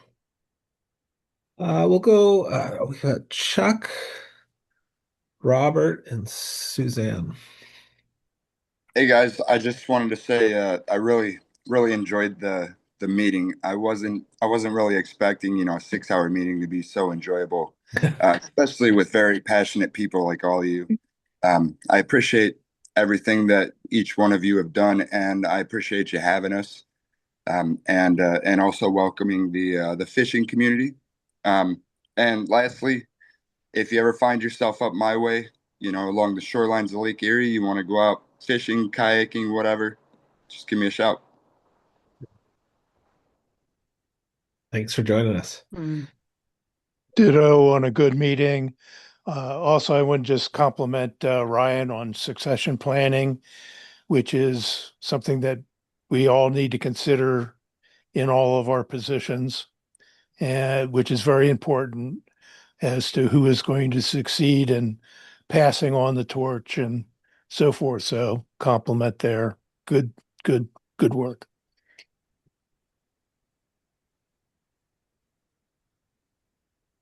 Okay, my turn. The more I learn about SEIC, the more I think I don't understand certain things and the more I need to learn. But I really want to say how much I appreciate all of you and the amount of work that goes into this. You are an amazingly complex group, and everything you're doing is critically important to keeping people safe on the water. And I very much appreciate that. I also wanted to say I'm very impressed with how in the breakout sessions you come back and there's so much alignment between what you are all thinking of. And that is a very impressive statement. You recognize when, say, in the fishing community, you are crossing disciplines and need a group that can help to reach out to those individual disciplines. And I think that I'm really big about collaboration and working as a group and finding solutions so that we can get more done with less money, working smarter, not harder in some ways, but definitely getting the most bang for the buck, as we call it. But I just wanted to say that I found that very impressive on how you are all actually thinking very similarly and where that alignment is in place. So that's it from me. I cannot wait for the next meeting. And I know somebody wrote they hate Saturday meetings, but honestly, that's so much easier for me. So thanks. And thank you, Kelsey, for everything you're doing, because this is unbelievably between all the work you have to put in and the rest of the staff, but also Ryan and your way to manage meetings. I am learning from you every time. Thank you. All right, Rachel, Jeff, Tom. Yeah, I just appreciated the productive, meaningful conversations and that we could start having the conversations in Slack. I thought everyone was engaged in that part of it as well. So congrats, everybody.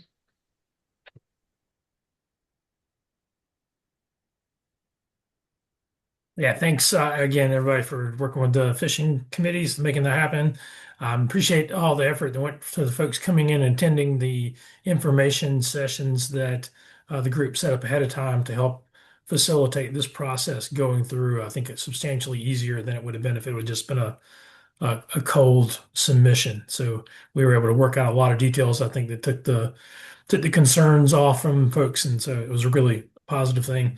Excited for going back to the new role in SEIC next year, and look forward to the contributing and however I can.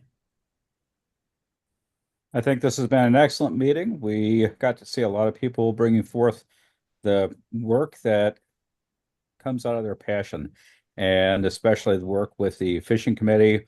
And I want to say you and Trey, especially driving forth, trying to increase the quality of our instructors. That's going to be a really big thing. Excited to see all this all goes. As mentioned, this is my last meeting with the SEIC. So in the words of the esteemed Douglas Adams, so long and thanks for all the fish. Thank you, Tom. Thank you. If Andrea, Ben, and I believe Lance will finish us out unless I've missed somebody. Speak up. Alicia, how did I miss? I don't think I admit. Did I miss you? No, come on. That's terrible of me. Okay, we'll go Rachel, Ben. We're gonna go Lance and Alicia. You're gonna get the last word on your last, term here. So. So I just want to thank everybody. I can tell you that I loved the way that Ryan characterized the fishing motion as this is a group of leaders that's already meeting. They're already being leaders, and this is just putting them in the meeting with us. And I can tell you that after the vote, the text chain among all the fishing leaders was so excited. So thank you all for all the time and effort and concerns and robust conversation. I really think we're on a great stage to move forward, and I think it has a tremendous amount of opportunity to help us expand those foundational programs because what we know at retail is that when people buy a fishing kayak, they usually buy a buddy boat and a couple of boats for the kids. So it's also the entry-level rec paddlers, right? So I think it's a huge opportunity for us in the ACA and for everything that everyone in this room is so passionate about in terms of teaching safety and skills. And I appreciate all of your help getting us where we are today.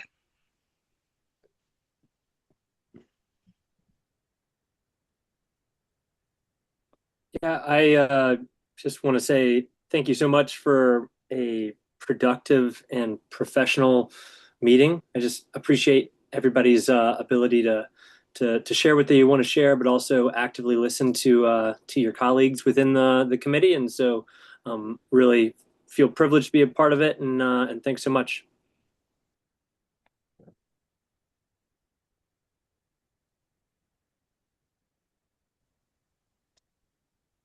Lance, are you on?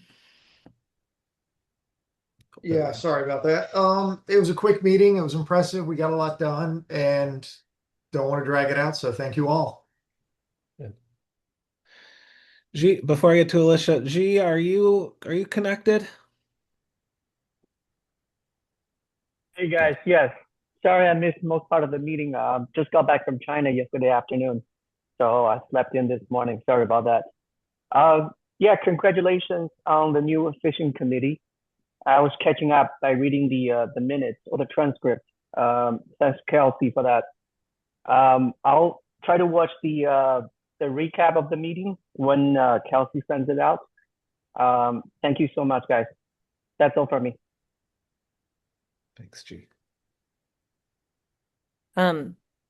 So I'm feeling incredibly grateful for all of the years that I've been involved. And yeah, it's been really neat being a part of the SEIC and through so many different leaderships and transitions. And I want to echo what Suze was saying about Kelsey is, like the glue that holds at least the SEIC portion of the ACA together.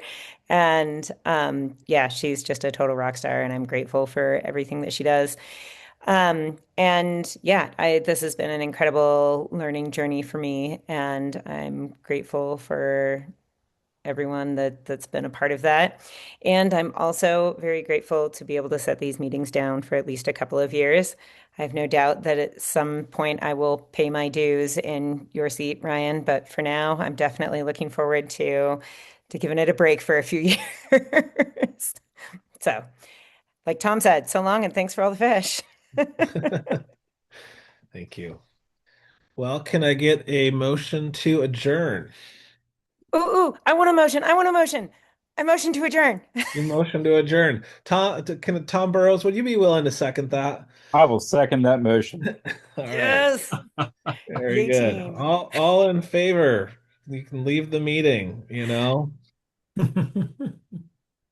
Thanks, everyone. Team.